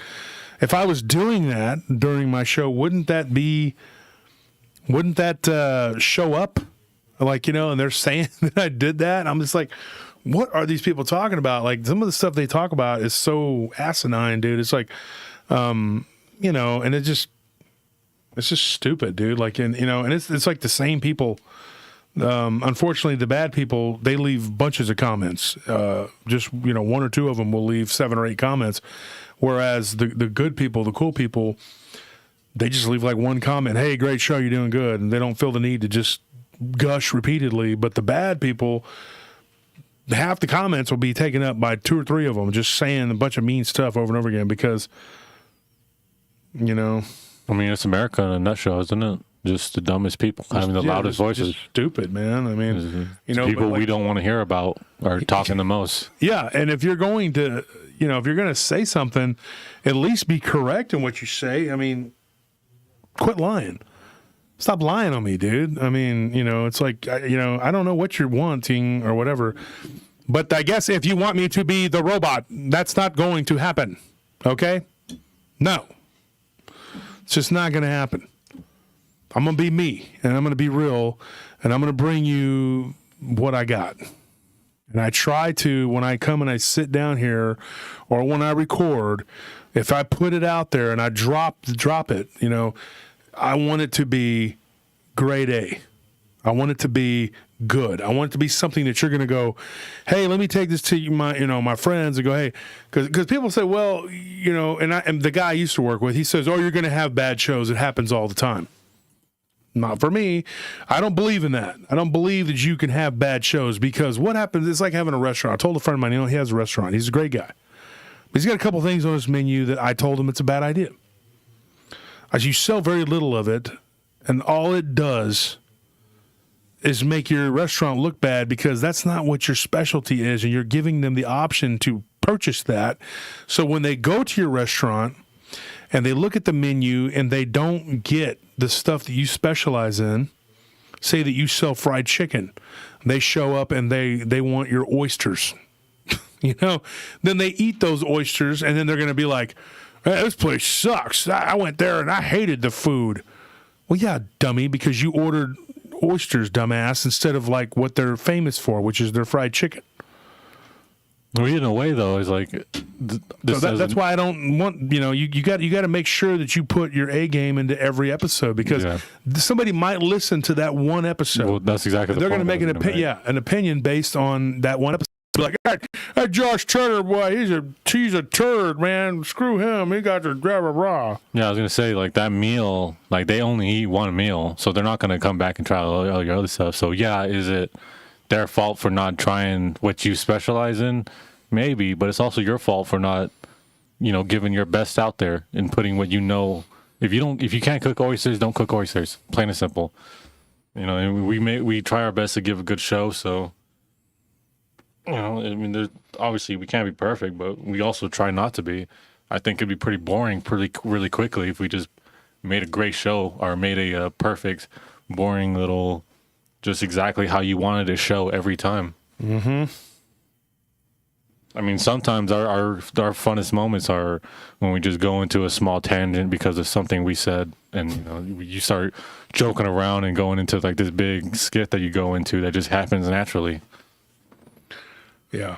Unfortunately, folks, I have to go. The homeless guy Tony's car got broken into, and we know the guy that did it. Oh my, you scared? Because I thought you just said it happened It again. didn't happen again, but well, I mean, he's riding around the complex as we that's speak. great. So somebody call our patrol. It's pretty bad. We got hit like 2 or 3 times in the last 4 days by a homeless guy. Here's the thing, folks. We actually have him on video on a neighboring complex that we do security for. And this guy, he hit 12 vehicles in 10 minutes. That fast. Bam, window, jumps in, grabs something small, boom, boom, boom, boom, boom. I mean, he was in and out of those vehicles 30, 40 seconds grabbing something small. Just whatever he could fit in his backpack. And you would be shocked at how many people leave their wallets, including the Dumbo across from me. Well, I'm not going to excuse it. I mean, it was dumb. Yeah, it was dumb of me very to leave dumb. Even if it was a mistake, it was dumb. Just Don't leave anything in your vehicles, folks. One of our complexes had a guy who, our guard was right there, and this couple with a dog goes and gets in a truck and drives off. He's only been there a couple times. He don't know who these people are. Then a guy comes out and says, "Somebody stole my vehicle." And he's like, "Well, yeah, I just saw a guy, girl, and a dog get into it. Why didn't you stop them?" "I didn't know it wasn't their vehicle. They weren't breaking into it. They just walked right into it and drove off." Why were they able to do that? "Well, I left my keys in the console." Okay. That's really stupid. Speaking of confidence, like you'll be surprised how far confidence can go. Like if you look like you belong there, people aren't going to mess with you. And it's the same thing unfortunately with this, or with these people. Like they just look like it was their car. So how is he supposed to know any difference? Mm-hmm. Yep, exactly. Amazing dumb, like Diablo said. Yeah, and the thing is that guy, I can't believe that a person can be that efficient in breaking. I've seen some crazy how they can break into cars, but this guy, he's a homeless guy on a bike. And he hit 12 vehicles in a little over 10 minutes. And I think a couple of them he didn't even get into. He just broke them, and then he heard noise, somebody coming, so he bailed. Do you think it could be a group of 2? Maybe one guy breaks them and then the other guy just goes through them quickly.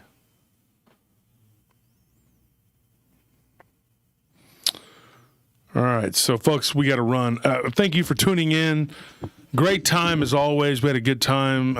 Thank you to Jesus for Payan, Jesus Payan for coming on, or Jesus Payan for coming on. Go check out his channel, Bigfoot, Breaking Bigfoot. It's pinned up there at the top there.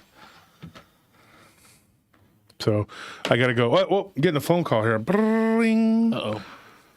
Yeah, hello? Well, hold on one second.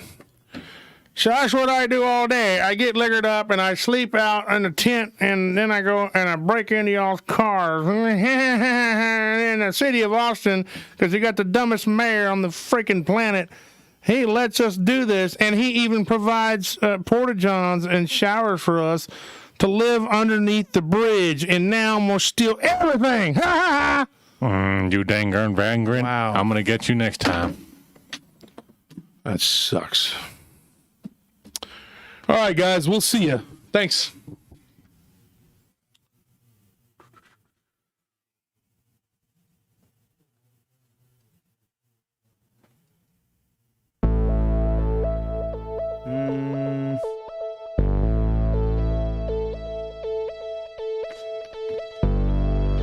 Wish I knew how this works.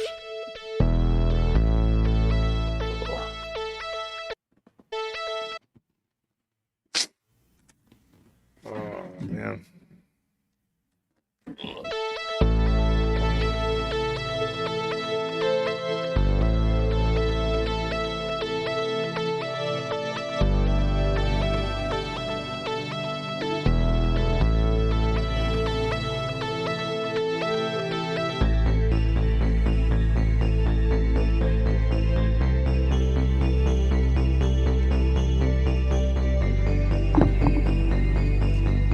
Folks, we all need to go to work.